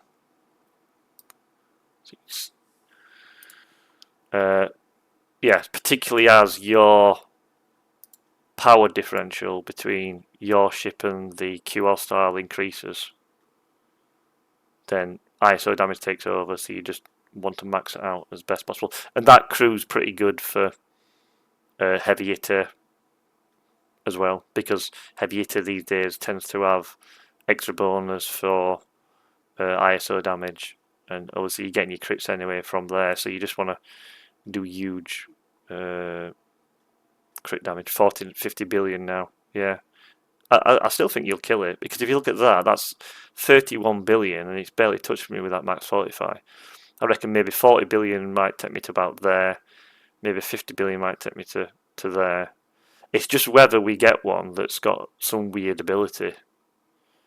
You know, like a go home cannon or something stupid like that. Yeah, send a screenshot, Red, in Discord. And I'll use that one, mate. I'll use it in future. In fact, I might use it like just before I do the next one. Okay, so we've talked about hostile trolls, cooler dabs. Next one, solo or mortar crews. So again, I put together what I do. So this again might not work for everybody. It might not be the best for everybody, and people might think, "Oh, I've got better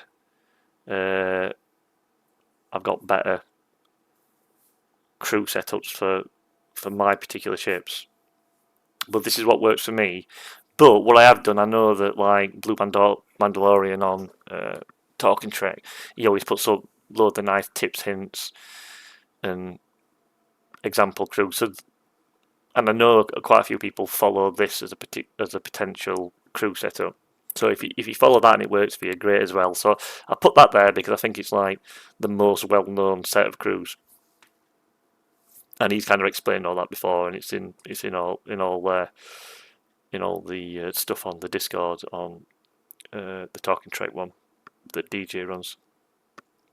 So I'm going to talk through what I use, and I've kind of done Borg solo morders and Defiant solo morders, quite similar apart from the final ship. So I've kind of gone for my best ship, my second best ship, which is now my Borg. That used to be my Talius, was actually my, well, not my Talius, let's just have a look.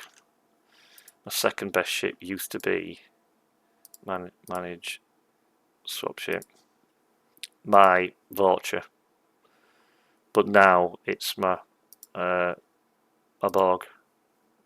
My Borg's not there, is it? It's there. Just swap that out. Effects. Let me leave that, and I'll put that crew back on. Just put 5 on that. 5, 5, 5, 5. Stick that there. Go group. Get 5. Stick it there. And yeah, just stick 10 there for now. So my Borg look 544 million, and I could still upgrade that a bit further with these.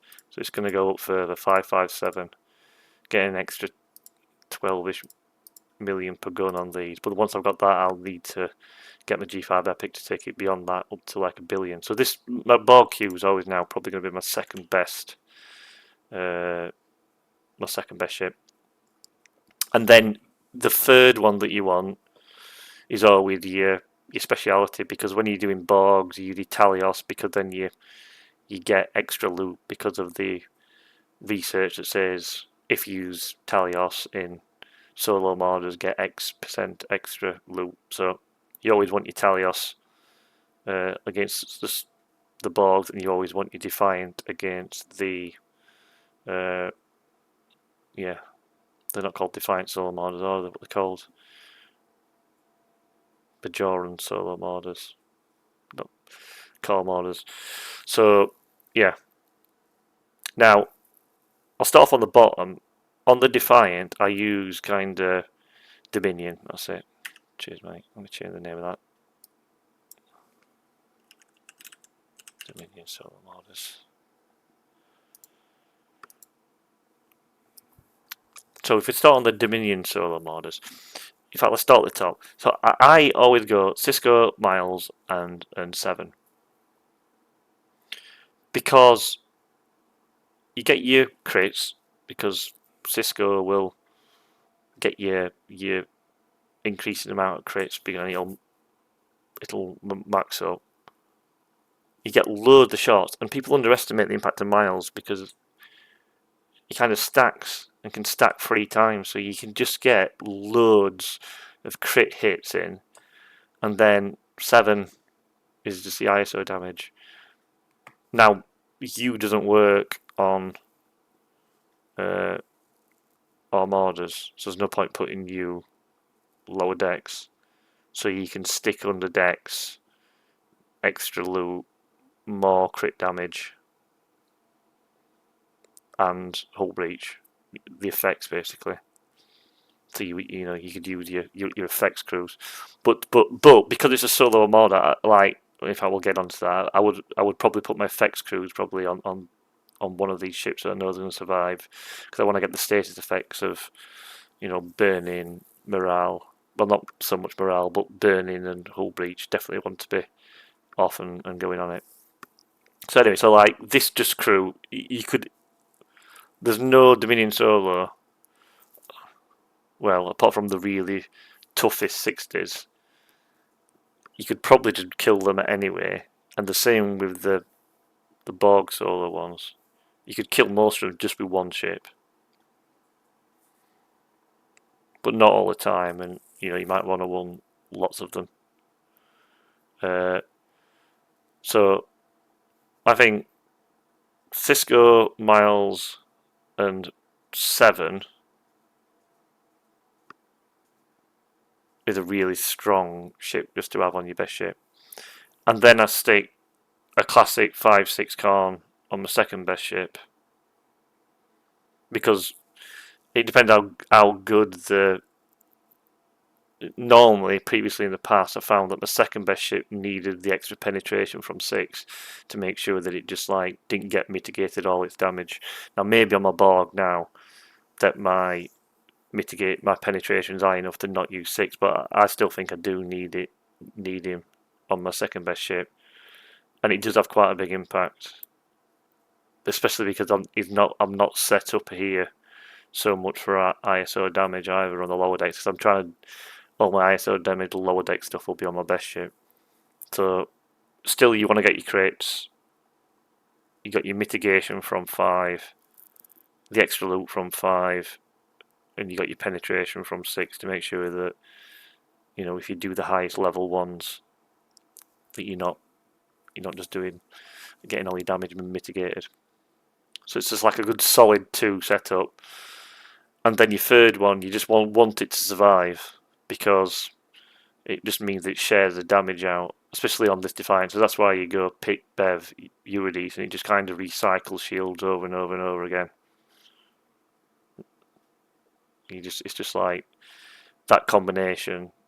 You know, you got Pick and Bev powering up Eurydice, who's just kind of recycling shields and making sure it's always up. It just means that it stays alive. And the only reason you want to stay alive is so when you start the next one, you get the extra loot for the Defiant being in the Armada.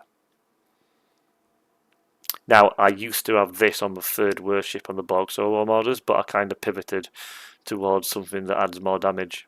So I've got the same 2 crews on my best and second best for the Borg ones, but then on my Talios, because it's maxed, I can actually do quite a decent amount of damage with it. So I put Bev on for shields, recycling and mitigation, so she's kind of helping me stay alive. Nero just is applying status effects, so once burning on, it helps the Borg do more damage, and it also ticks off a bit of hull each round. And then Reich is just on there to give me the extra crit chance. So it means that when I'm doing these ones, all 3 ships, this is doing massive amounts of damage, this is doing a reasonable amount of damage, this is doing the least amount of damage but still quite a bit, and it's surviving. And on here, this is doing loads of damage, this is doing quite a lot of damage, and this is just staying alive.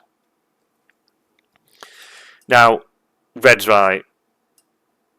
This is just like to do the highest level ones, but the same principle applies here in terms of using loot crews. So you could go Geordie, Bev, and Eurydice just to keep alive and get the extra loot. That would equally work as well. Probably better, because you'd probably just get more loot, wouldn't you? I was thinking more here about being able to do the highest level ones that you can, while still picking up, including your speciality ship.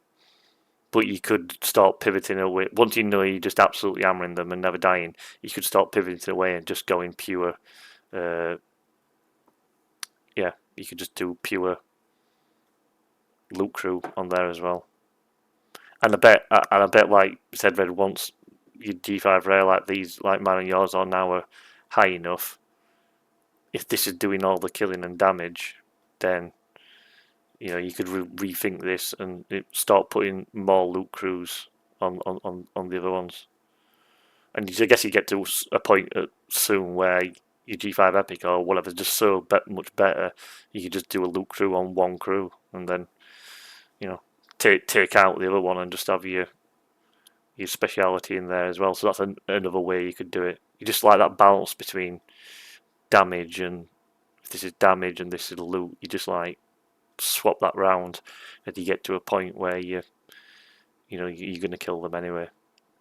So hopefully that's a good bit of advice for people running solo armadas. I'm not going to go and run them now.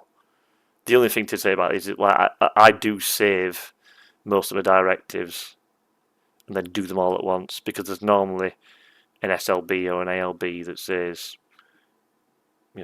spend rare and epic solo directives. And if you've just been doing them every day because I've got a bit of spare time, I wanna run some solo armada, then once them events comes up, you ain't got any directives to run it. So you can just stack them up, hold them, wait for the events, and then just get a load of loot.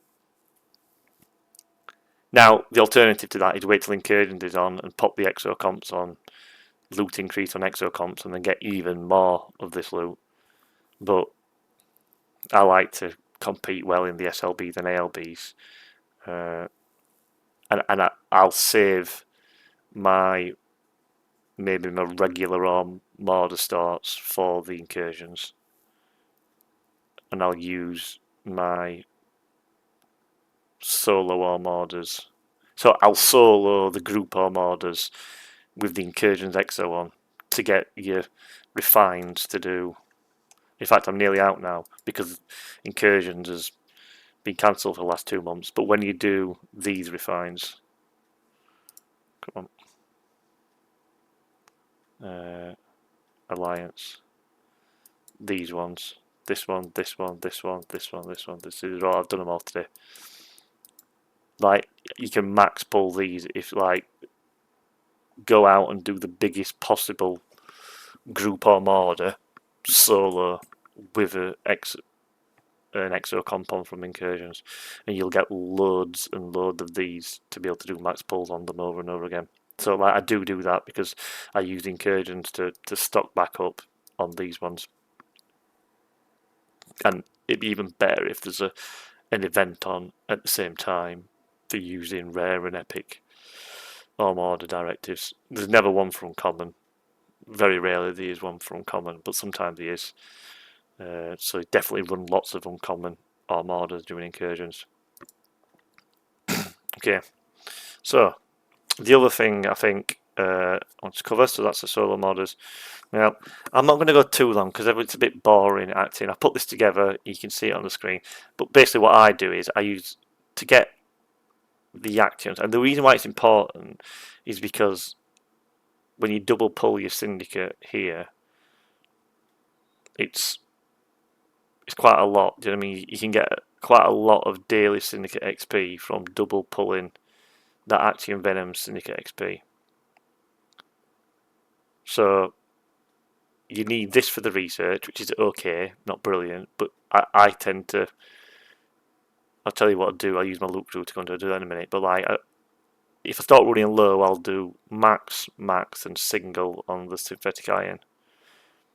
Now, don't pull this hull fragments because you can just take out your mantis and every few days sting somebody mining in your territory or 4 times and then just collect this, and that gives you a lot more than this. It's not worth pulling that, and that then allows you to get the officer shards, so you can just sting your own alliances miners to complete these, but you have to do it every few days to make sure you get enough sting. And in Tennessee, I've stopped doing it as much because I like to have a stock of stings for PvP. We don't do much territory control stuff at the moment, but when we do TC, it's really, really good to take your Bantis and sting people as they're coming in. So it either allows you to kill a much higher shape, or it allows your whales around you to be able to win their battle against another whale, and then it's like a battle of attrition between the mega whales as to who's going to hang about the longest. That's if they're not just being slammed into by realtors and slowed up. But territory control, the history of our server, some of the good battles, the tactics and stuff, well, something I will cover in another stream. It'd be quite nice maybe to get some other people on from the different alliances and have a bit of debate and a chat around that, because I know it's a really hot topic of wanting to make changes to try and liven it up a little bit. Very heated, very emotional. People got views both ways about what's the right thing to do in territory capture. So it just might be nice to see if people want to come on and talk about it. So that could be quite interesting. Nobody read. We were just talking about territory capture and saying how maybe could be good to get a few people in from the different alliances and have a debate and talk about what are the best rule sets to have, etc. And because people get quite emotional, don't they, and upset either way about how they want it to be for the future. So it could be worthwhile, a good thing to do in the future stream. But anyway, the point being why you'd want to use the Actian crews is just so you can go and get as much of the Actian venom as possible, to not have to do it very often. It's a bit boring. So what I do is the loot crew, but you can see I've stuck on Galinar as well because he gets you extra loot on them. But I'm not using my Mantis, I'm using my Talios because I've got 10 million loot. And using this crew and the strength of my Talios, I can normally get about 8 million in one run. So that kind of does you for like 7 days at least in terms of the refines on this, probably more. So like once a week I need to maybe go out and do it again. Now, that's just because I've got a max Talios and I've got really strong crits of ISO damage to blast it out, so that might not work for everybody. There's the other crews, if you like, lower level with lower level Talioses that you can use, and this is quite a good crew. It uses burning on Tal and it kind of bypasses shields, so this actually gives you, if I ran this for long enough, I could probably get more loot than I can on this, but it's really slow and boring, so I don't use this crew. And then a halfway house would be using 5 there, because she'd give you some mitigation, she gets you extra loot, and you kind of stay alive and let the burning from Tal kill the hostile, because they don't hit very hard, the interceptors in action space. You just do it over and over and over again. Now I've not done it, but like for the Borg probes, use the same crew, but Popper and Exocomp to give you more loot using the Talios. These ones I'll show you. So when you're doing the Borg probe, what I mean when I say Borg probe, hang on, I've got my thing. 16 minutes. Pop 4 hour on briefly. So when I say Borg probes, I mean Borg 58s. So I go to the biggest ones I can do, but it's these here, and you just, if you pop an exocomp with that loot crew and come in here, you would kill 12 of them and get your full 10 million cargo, and then you just go back and forth while have your exocomp on and fill right up on them. And the exocomps you use are down here. The 15 min plus 400% Vidor Talios and plus 200% Vidor Talios. Put one in Galaxy, one in multipurpose.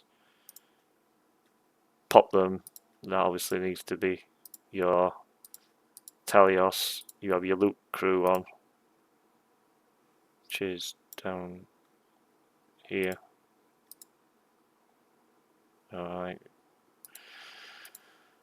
Then you would just make sure I'm not going to do it now, but you make sure you've got Galinar on there, and you can add on some of it as well. I'm not going to do it.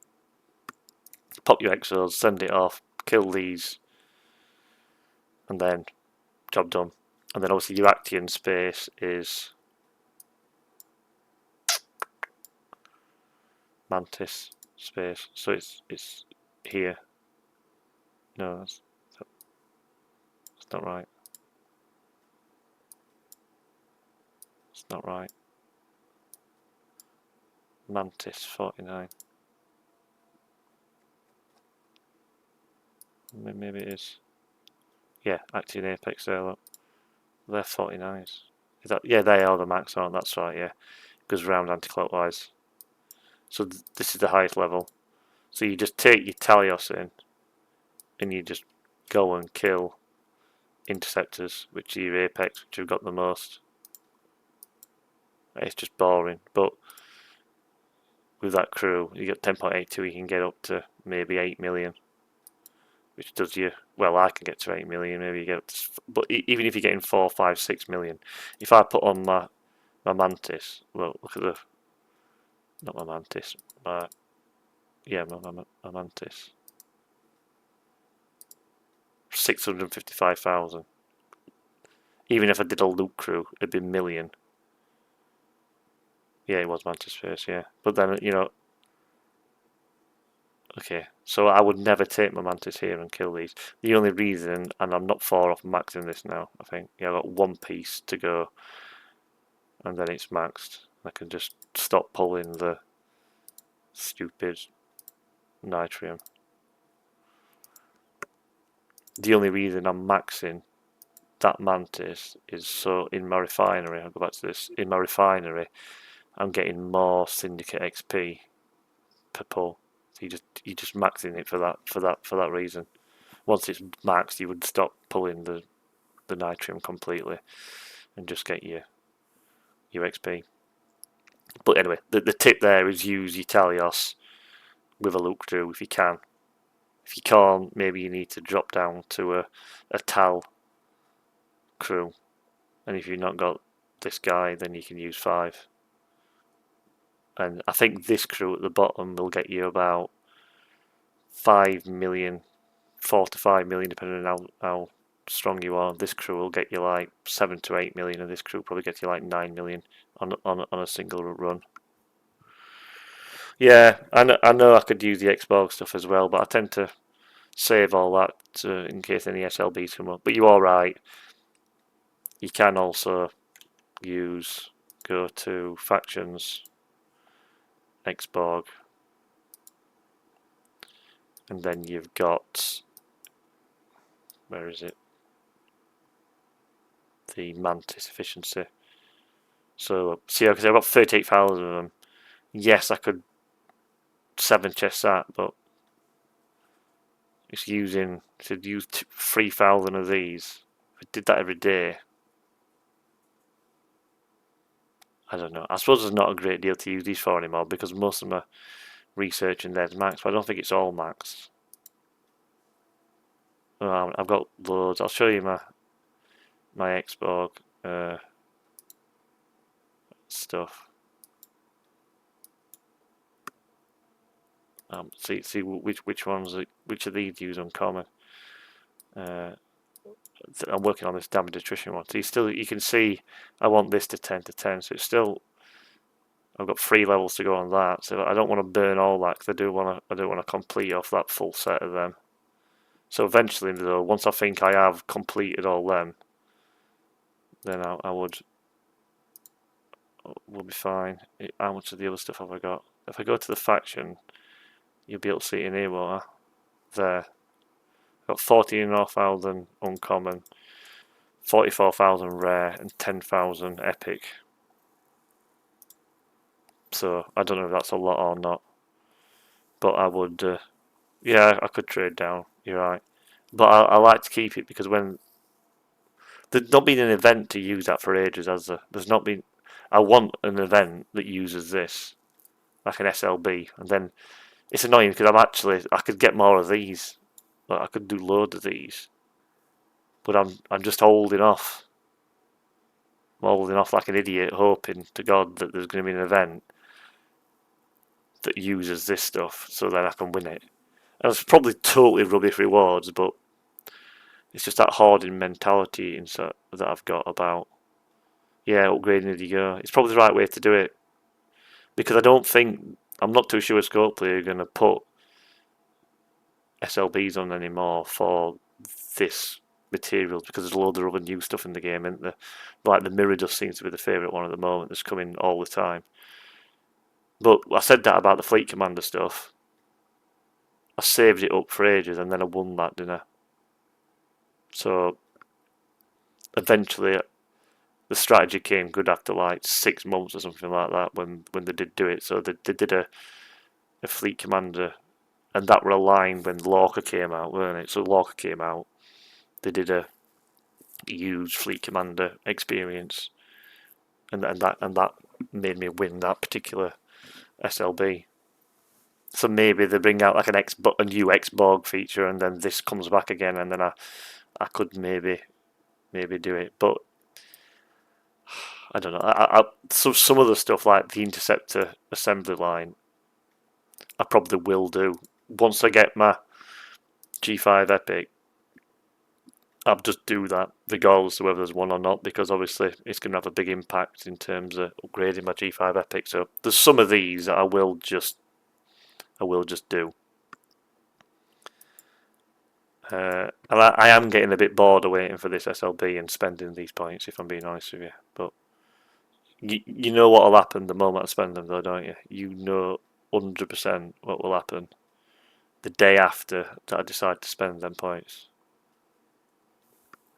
They'll bring out an event with an SLB on it.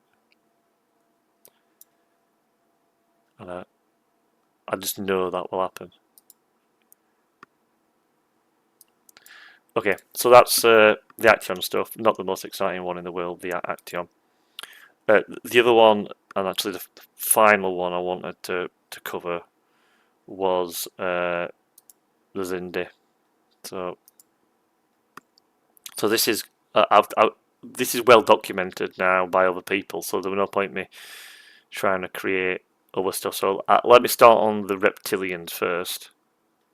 So if you have got the Enterprise crew, you should just do Archer max synergy,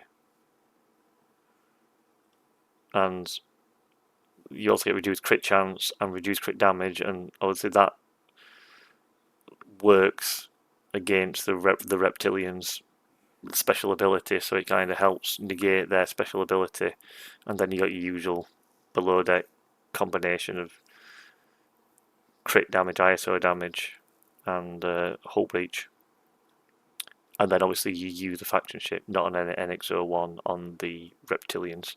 So the reptilians are, if I go to Zindi 51 here, look. So there's 51. At the moment, I'd be around the 51, 53 mark. Now, you do get traders that just appear in these that give a load of loot.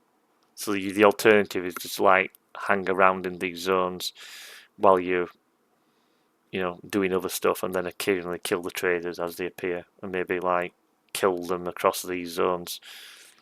That's another way just to stock up on that. But if you wanted to grind it, I would recommend using your Enterprise Archer full synergy. And in essence, that's just a loot crew, because is what, if I click confirm here, this is just another loot crew. You got 500% extra resources from destroying engines, so that's better than your standard loot crew. And you get in your increased critical hit damage for yourself. You get in decreased critical damage of the hostile, and you get in reduced critical hit chance for the hostile. And then you just, let me see if I can walk there. Let me see if I can jump there 1 second. Save us time. By the time I've set this up, I could have just got there, kind of. Need to set this back up now. Have I got that crew on here? No. Oh, I have this crew here. So this, again, we've not talked about this, but this is the best crew to put on your disco, just because you're increasing the cost efficiency of jumping and summoning, and that increases the cost efficiency of jumping and summoning. So that's your disco crew as a standard to keep on. Can I jump there? I can. Can't jump there. Set course, jump. Let's send this crew here. So I've not been here for a while actually and grinded any, but let's see if there's a trader in here. No, there's not. So if I killed, let's see how much I get per kill of these. Now if I remember correctly, the 53s used to hurt a lot wonder if they do now, but that were a while since, because you can stock up loads quickly. So how much do I get per kill of this stuff? Like 10,000.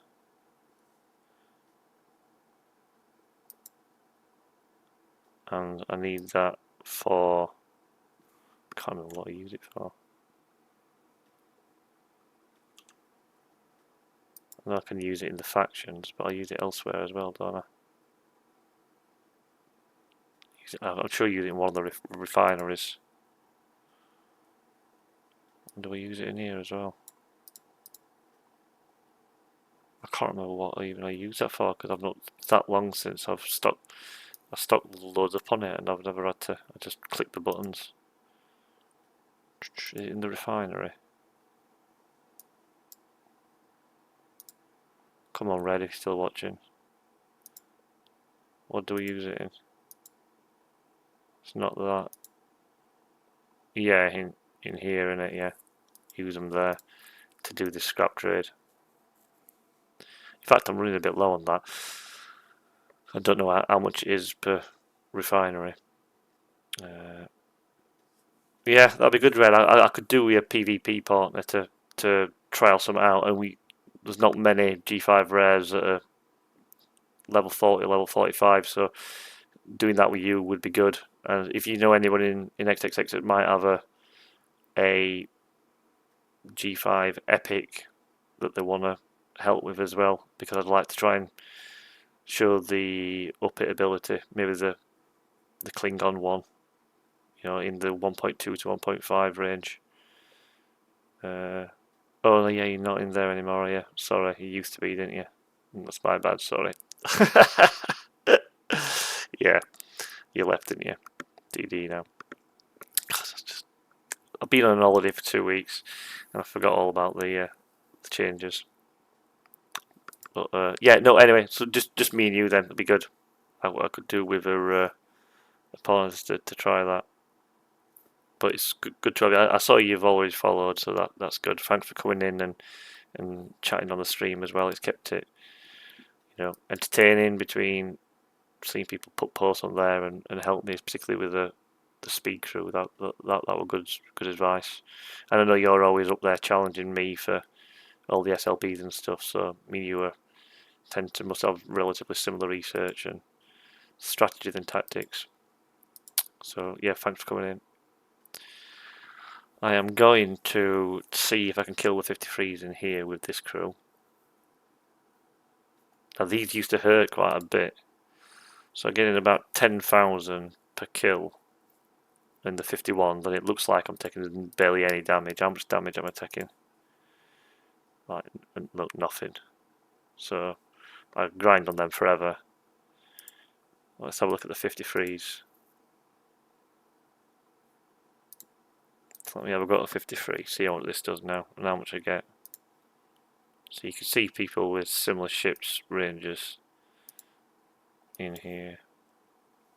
So it's not too bad, that is it? Now how much am I getting? About 15,000. So that's not too bad.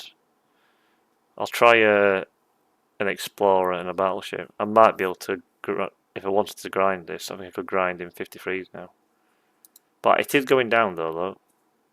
But I am getting quite a lot more, aren't I? In fact, quite a lot. 15k instead of tech mill. Yeah, 50% more. But I bet if I kill, let me try a battleship. I bet that hurts. Let's have a quick look. No, not too bad. So they're all right. So I think now I would use my max synergy enterprise crew and type 53s. Let's try one up, see if we can get to the next zone. See what damage that does. I bet that starts hurting quite badly. And then we'll talk about the Zindia Aquatics and then the Zindia Armadas, and then we'll probably call it a night. Because I've got to get up early and get ready to go away for the long weekend. So I'll look to see how I do against these. Your trader in here? No. But the Interceptor, so we'll try the Interceptor because that's the one for me in the Explorer.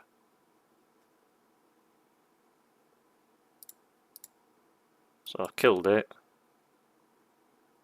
Not that much damage. How much loot am I getting? 25,000 this time. So that's alright. Wonder how high I can go on these then. So that crew, all the extra research and all the extra power on my ships made quite a big difference on it in these reptilians. I was never hitting 55 before, they were just killing me. You can see, I don't think I could grind too long on them, but I'm getting quite a lot per kill. 25k, aren't I? So 140. That's going up to 165, so I get 25k a kill on them. So you could grind a full load in here, full hull. I could maybe max out that. No, I couldn't max out that cargo on them, could I? No, look, you can see it's coming down a bit. So that's not too bad though. Let's see. Let's try the next zone. So this is where I do the solo Zindia armadas. I was solo in the group armadas in here. That's how I won. Well, I say I soloed a few, but like it was like I mentioned on the previous thing for the Echoes of War event. Oh, so it's the Echo of War event is back on. Oh, that's why people were running them. Oh no, is it? Yeah, it's back on. I've not done anything yet. Oh, damn it. I didn't realise that we're on tonight. Okay. I'll have to get set up and go hit some of them. Let's see what happens. Can I kill these? I bet this is going to hurt. I'll have to run some Zindies through the morning and day, but like I'm going out. Oof, I'm out all tomorrow. I see they're starting to hurt. How much do I get? 36,000. So it's not too bad. 36,000 loot. And I can kill them. Is there any trader in here? No. Okay, right. So that's them. So the other thing I did want to cover then was the aquatics. Oh no, let's do the armada because I've just talked about them, and that's probably quite useful for people now. When you're doing the India armadas, I'll just do a variation on the regular armada crew, and I stick Nero on because my GG is rubbish. But if you got Giorgio, then she can proc in round 1 burning, so she's probably better. But I don't care too much because my Nero's maxed, so I would stick. I'm just happy with Nero there. And then, so Nero gives you burn to help mitigate the special on that, the special ability the Armada's got. And then you need Dzok on to do assimilate. And my Dzok's max, so it's like 80-90% chance. So if you're doing them in groups, you're probably guaranteed to make sure you've got burning and assimilate on. Especially because a lot of people for PvP have worked towards getting Dzok max down. And then it's just your ISO damage and crit damage. Same deal. Criticals, big criticals with ISO damage and lots of shots. You just like put in Nero and Dzok to make sure you get burning and assimilate going. So that's them. So, but for the aquatics, this little table is really important to follow because you can use this crew where you put Leslie as captain. You've got to use your NX01 for this. And depending on the whole level of your NX01, depending on how much loot you can get from the single kill. But basically you put on Leslie as captain, Moreau for the synergy, and then Nero for activating burning. And this is your below deck crew, just more hull health so you can go further down this list. E-data so you get more cargo space. Tom Paris for more mitigation, and then Neelix the same, just for even more chance of making sure you get burning on. I'm not 100% sure that's necessary, but burning is doing all the damage, so you might as well. So what you do, depending on what tier your NX-01 is, you kind of open it up and have a look at the hull health of your NX-01. So once this is back, let me have a look. Come on. If I'll just do it on. Nearly home now. So I'll show you how you use that chart. Speed up. Blah blah blah. Manage. Swap ship. Put your NX-01 on. Mine's tier 6. Can I upgrade it? No. But it's important you look at the guns that you've got for another thing soon. So I've got a tier 6 NX-01. So let me put the crew on. I think I've got that crew as a preset. Yeah, here. So I've got that crew set up. But I've not used Neelix. I've put on Mariner, but I don't think it really matters. And then you go to detailed, and then you go down and you look at your health. So my health is 113.55 million. So then in this chart, I would say, okay, go down your maximum hull health, and you can see here that I can now kill up to level 60 aquatic battleships. And if I kill a level 60, I'm going to get 6.7 million loot. Now, I don't know what my cargo is. Maybe I can't even collect that amount. Oh, I can. 7.43. So for me, I'd have this crew on. I would come here and say, well, I can now get to a level 60. I can kill one level 60 battleship. And in doing that, it will give me 6.7 million loot. Now, for those who don't understand how Leslie works, every round he adds hull health back on.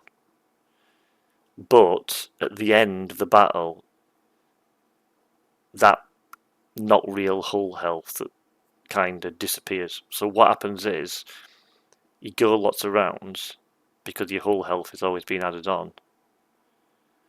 You kind of win, because you've managed to blow up the other ship, but then it takes off that hull health that you've recycled, and then you blow up.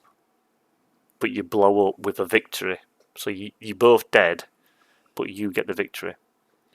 Now, the important thing to know about this trick is that if you get hit by the go home cannon, which is a 30% chance, you're gonna die. There's nothing you can do. You just die. So basically you've got a 7 in 10 chance of it working and a 3 in 10 chance of it not working each time that you do it. And if it works, in your battle log, it comes up as green victory. That means you didn't get hit by the go home gun. So you rolled your dice, you rolled a 10-sided dice, that's a 12-sided dice. But let's say you had a 10-sided dice, I don't think I've got a 10-sided one. Oh, maybe this is one. Yeah, that's a 10-sided dice. So you've rolled your 10-sided dice, and let's say if you roll the 1 to 3, you're gonna die. If you roll 4 to 10, it'll work. What did you get? I got a 3. So in that case, 30, because it goes like 10, 20, 30, like 0 all the way up to 100. That means I'm gonna die. Let me roll it again. I got 90. That means I've killed it. So the only annoying thing is that you've got to get there, which is 4 minutes. So for this case, I will try it. I'll summon it a bit closer, and then I'll send it off. You can see I've got 157 of these tokens, so I've got loads of them. But it's a really, really boring thing to do, and you best just, like, if you're doing other stuff or you're maybe even working at home, and this is just on in the background. Just send it there, carry on working, attack it.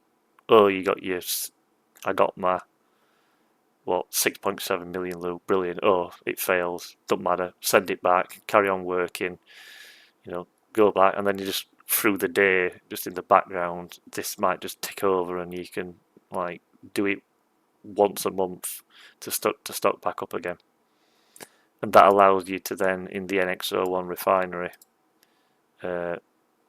pull maximums of these in the aquatic exchanges, which then allows you to pull 2 safe or risky opportunities of these a day, which then gets you all these, which is why earlier you saw I had quite a lot of uncommon, rare and epics. So the way that I said, so you need to open up your NX01, have a look to see what whole health it is, go down this chart, look to the left, well that's a hostile level I can kill, look to the right, that's how much loot you're going to get. So it's important on your NX01 to do the favours, so it's under the factions, Xborg, there's a favour to increase warp range on the NX01. NX01 warp level, look. In fact, I'm going to just upgrade that one again for a laugh. Yeah, so you want to keep upgrading that warp level. Yeah, warp range, because what you want to make sure that, let's say you've got a whole health of 30 million and you want to go and hit 55s, but you might not have the warp range to hit it, so you got to make sure you've got the warp range favours to get your NX01 up to that range. That's really important, and then you can go and do it, and in that case you'd be getting 2 million each time that you do it. But because I've recently upgraded the NX01, I can now get to the 60s. It's going to be, which is kind of the max I can do. So I bet I roll a 1 to 3 and die this time, and it'll fail. But I'll be able to show you in the log the go home cannon happening, and it does like 100 billion damage. So you just guaranteed to die if it goes off. But if it doesn't go off, now if you try and go to a higher hostile without the required health, then you don't have enough hull health to recycle via Leslie, and you will just die anyway from its regular guns. So don't try and go too high beyond this chart, otherwise you will just die. So I'm here now, I'm in, and it's the battleships. So there's one here. So I attack that, and you can see it's ginormous. Look at it, 14 trillion in thing. So I don't think it's worked. No. So I've hit the go home gun. I told you I would do for this one. So if I go down here, you'll see it, look, 7 billion damage, and that just killed me. So I couldn't get past the first round because that go home gun's actually killing me. So what I'll do now is hit repair, ask for help, and we'll talk around the other thing that you can do while that's on its way again, and then we'll have another go. Root. So yeah, so you can see I hit the go home gun, and you can tell it didn't work because it just said defeat, and I've got no cargo. But if I have a look at the battle log, yeah, you can see that mega gun killed me. It just happens. It's a 30% chance for hitting it, and you know, I've been on runs where I've done 9 on a row that I've won. I've been on roads when I've lost 4 on a row, 5 on a row. It's just it just can happen.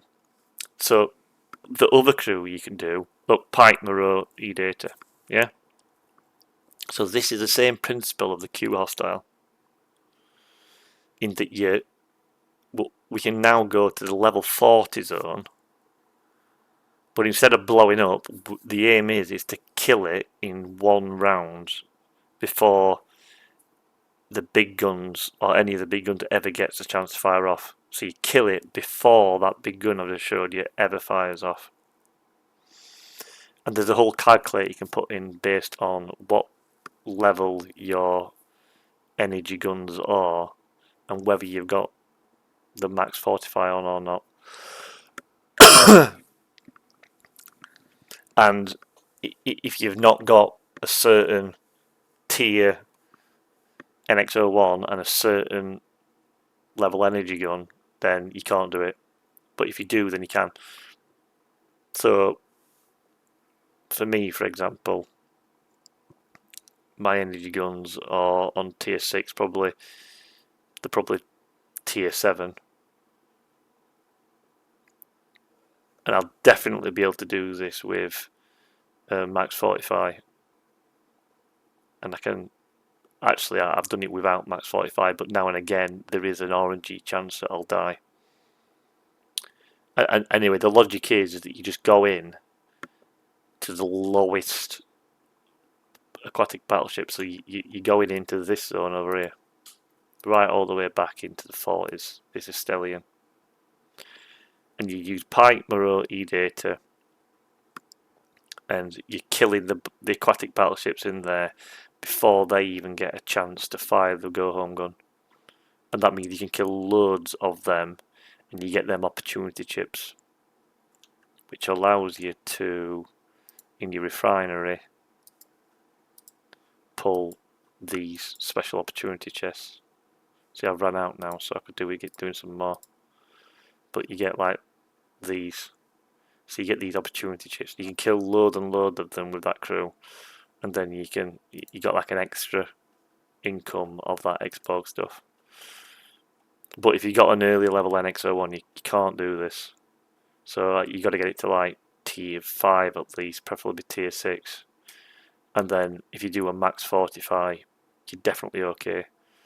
But if you get like a tier 7 NX-01, then you don't need to do a max fortify. You can just do the 2 shots, and it works. So you can see here, if you're not going to max fortify, you need at least, given this level of research, which you can plug into the calculator, that T2 Harrison E-Data Chapel, you say what levels they are. You're saying this particular thing needs to be level 7 guns. So I'm not going to do that today, but like that is a crew that you use. Pike, Moreau, Pike, not Moreau, sorry, Pike, Harrison, E-Data. So Harrison is so you like kind of go straight to the hole in the first round. So yeah, ignore the Moreau. That was my mistake. It's Harrison, because Harrison's the one who gets you straight through to the hole. We're here now, so let's see if it'll work this time.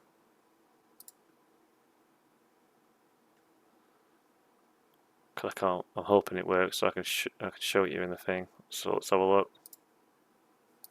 No, failed again. I like to go home again.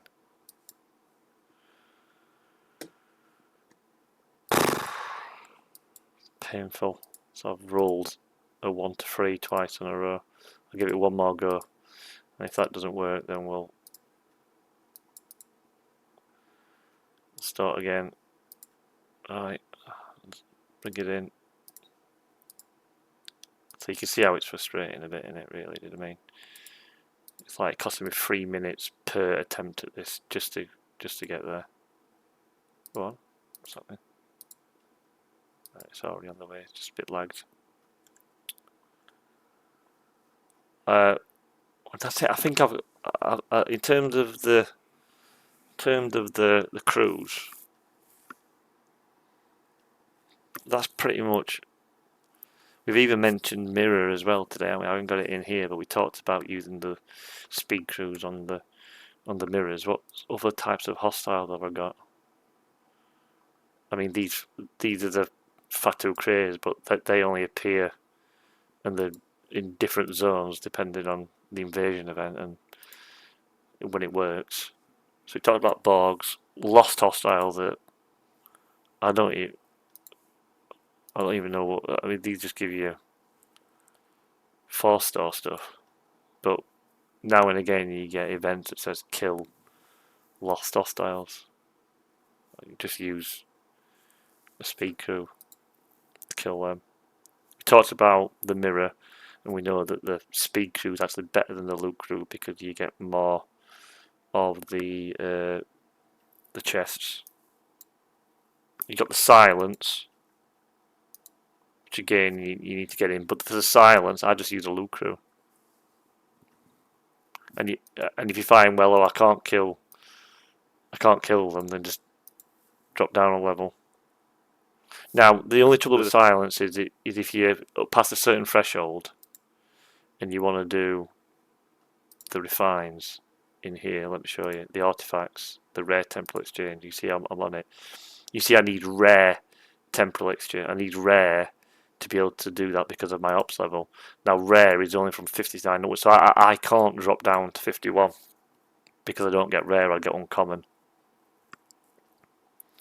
So when I weren't strong enough to use loot crew, I had to use one of the hostile crews to get my refinery. But now I'm strong enough, I can just use a hostile crew, just use a loot crew, and the same principle. I just grind out the necessary stuff so I can do the refines on the artifacts here. So that, and then that gets you these things, which gets you these temporal restorations.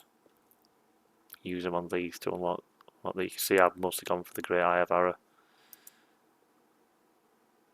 But them silence are quite strong actually. But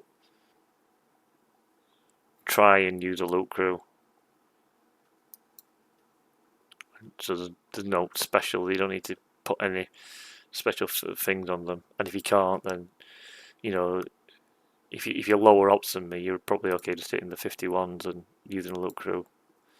If you're same sort of ops as me, then you've got to get rares. So you've got to be in these the higher zones. Maybe there's a 46 there as well. So what else have we got? We talked about auto grinding out in Pickle Land. The crews for that. Regular hostiles. The reason why I do that, I have to complete events or get ship parts. We talked about the relevant loot crews for ship parts. Talked about Zindies. Talked about freebooters. Waves, I suppose. Didn't really talk about them, but you know, it's I take in a combination of a speed crew and a damage crew.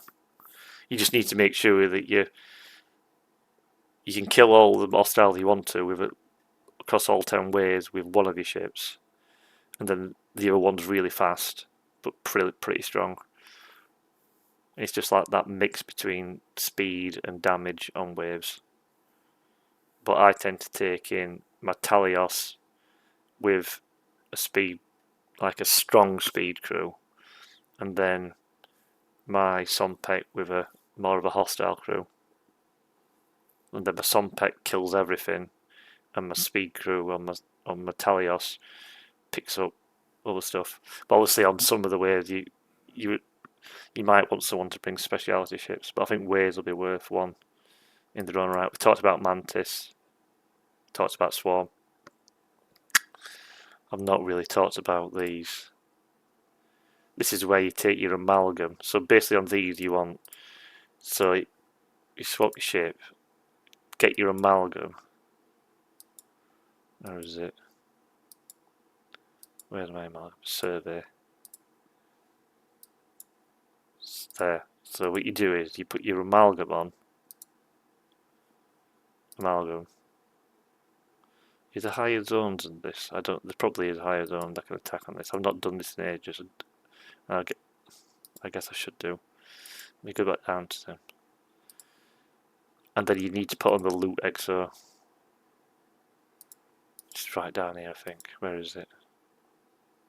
This amalgam plundering. You activate that. and then you just send that here, and then you just fill up the cargo of the amalgam, and then you come back again. And that then allows you to. So you best just getting maximum cargo on your amalgam, because you're getting plus 9,900% by killing these. And then when you're on your amalgam, there's a refinery, which I don't normally do, but I should do, because I think it gets you. I'm sure it gets you heavy.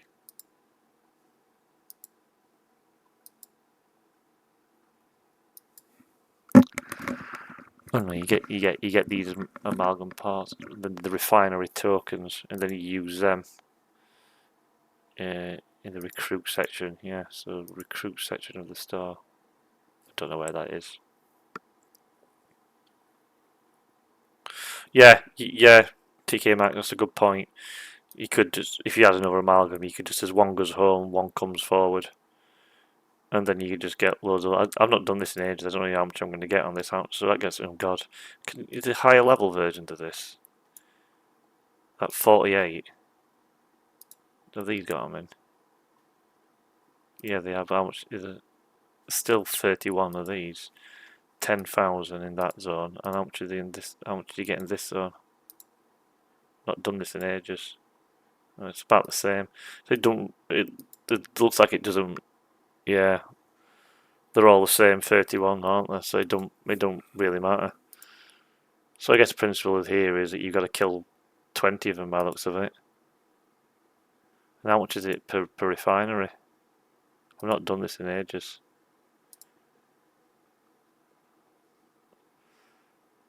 So I suppose if you were doing free chess, it's just so boring and slow, isn't it? You wouldn't need to have 2 TK Max, you're right. You would kind of just keep, as one goes home, one comes back out again, and you would get 20 million, because my amalgam's maxed, so I'm guessing that's the highest you're getting in terms of total cargo. So whereabouts is the actual spending these? Where do you spend these amalgam refinery tokens? It sounds like TK Max that you actually do this. So it's not these, is it? Can you write in the chats to it? Because I said I've not done this one for ages. Oh, was I? Amalgam. So it's just these you can get them on. Well, I thought you can get heavy gone HGW on these.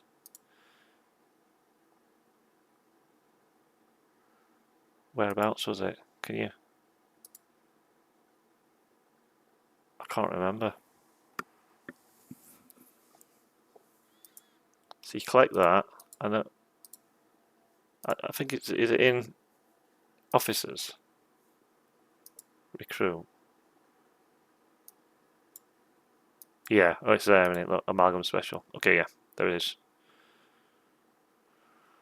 So I suppose he's got heavy guard, and if I'm getting 4 pulls a day,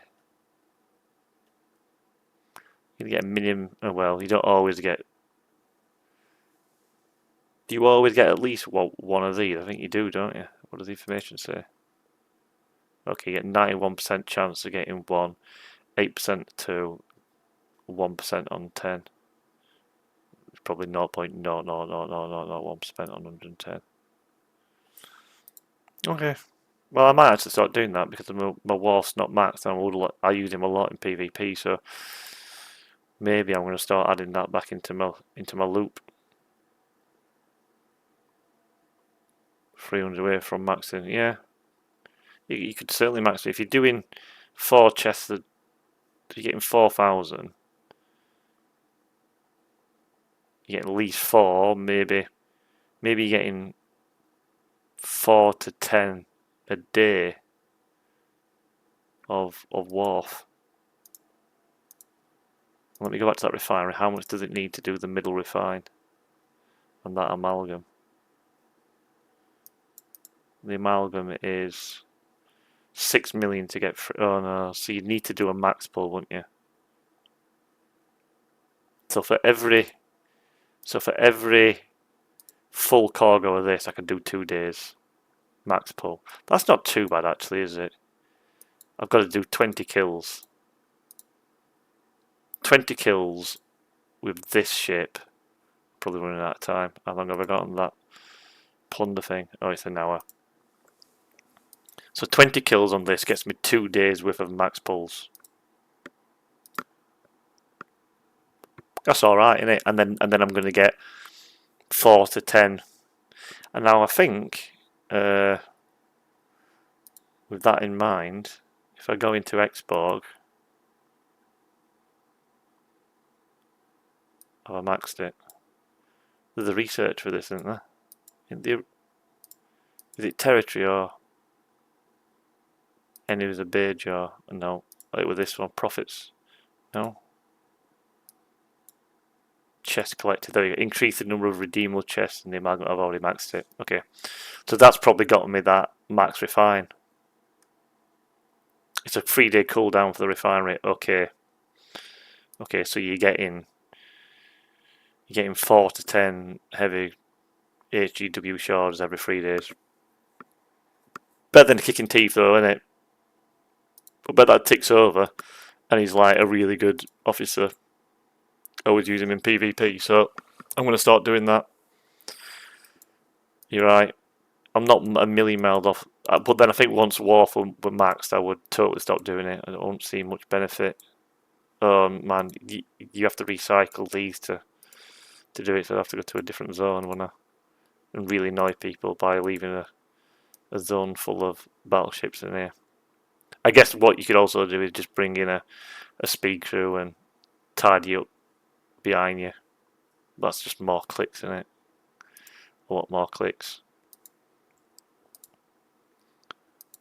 You see there's none in here, so it's a bit painful. You got to keep hunting them down. Or, like I said, maybe what I'd do is take a... come on, let's see if I can roll this time. Try that one, it's full.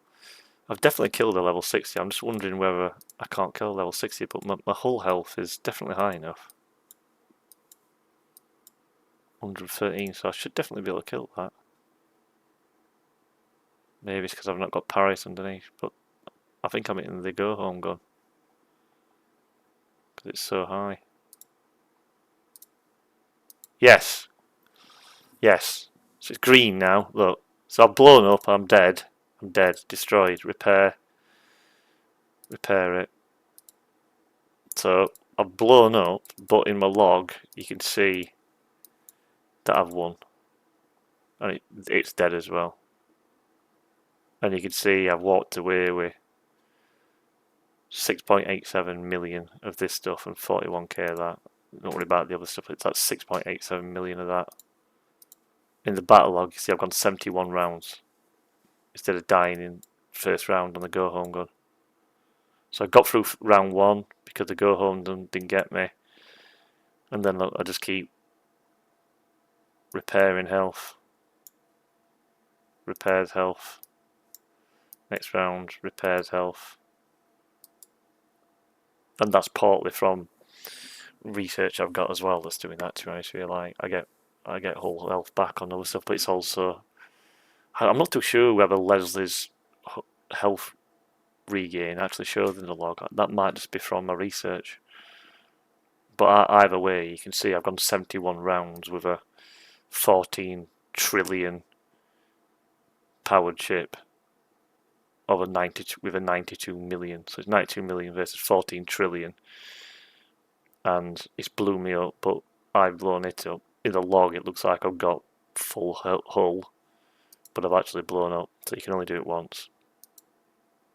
And that's how you kind of work the Zindi aquatic battleships to allow you to max refine them things, them crew loadouts. So I should probably put Tom Price, because you see it makes no difference. It worked. I didn't hit the go home gun and I was fine. So I think anything else. So that was good about the amalgam. I might stop throwing that in. I'm not even going to talk about worms. I think level 46 is the highest you can do. This was a feature they brought out and they just totally forgot and ignored. So the highest level worms, I think, is level, no, not 50. Level 50 is the highest level they do. Oh no, 50 is not, because these are the fishers. Again, I totally forgot about these. Just use an Armada crew. I don't even think they run event for this anymore. But you do still sometimes get go and kill worms as an event, and if you do, you've got to kill these 46ers. But you know, it's what, 12 million, so I just put a speed crew on and kill them as fast as I possibly can. Apart from that, I think we've been through every type of hostile in the game. The only other thing to note for people as well is this zone, this tool with Klingon no rep loss. I don't really do it now, but there's a few zones where you can kill Klingons, counts as a Klingon, but you don't lose reputation. So that might be useful for some people that are trying to maybe doing faction hunt if they're not leveling ships and they don't want to arm one of their factions. But I don't think they go up very high. I don't know whether that 48 is the highest one. There might be. If you know this is a high one, then do it. But there's certain zone you can go in where you can kill ships that are counting as Klingon or counting as Romulan or Comlan as Fed, and you don't lose reputation for doing it. But at my ops level now, I'd have to kill thousands of these to complete like a faction hunt, so I just can't do it. And so I don't complete faction hunt by killing hostiles. I build ships and tier them, because that also counts towards the ALB. But I'll show that another day about how to score well for your alliance in the ALB on faction hunts while completing all your events without having to kill one hostile. I think that's it for today. That's gone on quite a bit. We've done like just shy, like 2.5, 2.75 hours. I see people have been no raiding this time. Last time I had like somebody raided across and brought in like 30 people, but I think I've had a few viewers dropping in and out, and obviously I've recorded this, so I'll be able to put this onto my. It'll be shown on Twitch, and I'll get it across onto YouTube. And I am working on. If I go in here, file, the loop summary infographics. So all these things that I've shown, I'm tidying up. You can see I've done like a mirror universe one about crew to use and the NATA protector and stuff. So I'm creating like a group of infographics that I can publish as like a PDF or put on a website somewhere. So if people wanted like a one-shop place to go and have a look to see how to do stuff, then hopefully to be quite useful information for people. Just try and summarise it all briefly into one slide really. So yeah, apart from that, I really appreciate some of the commentaries and the chats on that people have had, and if you're watching this and you've seen it, like I said, do hit follow. That'd be great. I'm not too far off the magic 50 mark. I'm up to 37 now. It's not a lot. I'm no Mr. Beast, and not planning to be, but it'd be nice to get up to that 50 mark so I can start to use some of the other features that become available as an affiliate. And on that, I'm going to close it down and say thank you to everybody for listening in. Hopefully you found the really useful information. I'll be doing another one on Sunday night, 9 o'clock, and that's going to be focused around PvP crews, and looks like maybe able to get Red along to do some testing with him, and may try and tap up from MWB a G5 Epic, so we can do some up-hitting testing on the G5 Epics as well, because yeah, the G5 Rare versus the G5 Epic, how high up can I hit, and what are the different crew combinations. And there's lots out now there with the new mirror ones, the classic Freeman one. So there's quite a lot of different crew PvP options now, and some work well and against the others. Strike team nullifies certain ones, strike team don't work at all on other ones.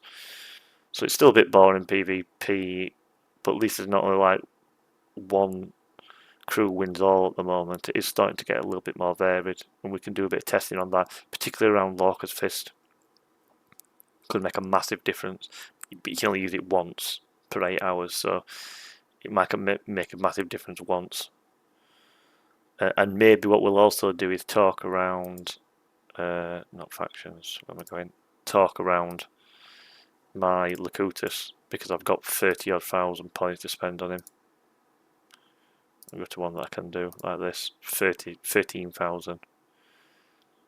So maybe I'm going to save that for incursions to actually do the researches, because that'll help on the research SLB, ALB. I think it's an ALB, might be an SLB. But anyway, each click of that's going to get me points on the incursions research event if it runs, if they ever get around to doing it again.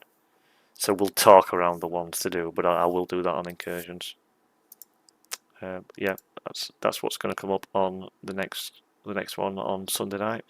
Till then, I'm going to log out. I am going to get some sleep, and I'm off with some friends for a long weekend in Whitby, which is by the seaside up north. It's going to be cold, but it'll sell beer. I've got some good friends to be around. I'll miss my family, but I'm coming back on Sunday to watch the boys play football, which will be good. Steady drive across from Whitby back Sunday morning, but it's about a 2-hour drive for me from where I live.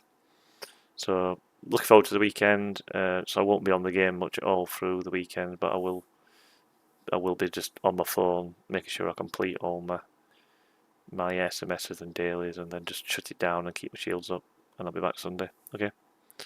Cheers all, really appreciate you coming on, and I will shut it down from there and see you on Sunday. Cheers all.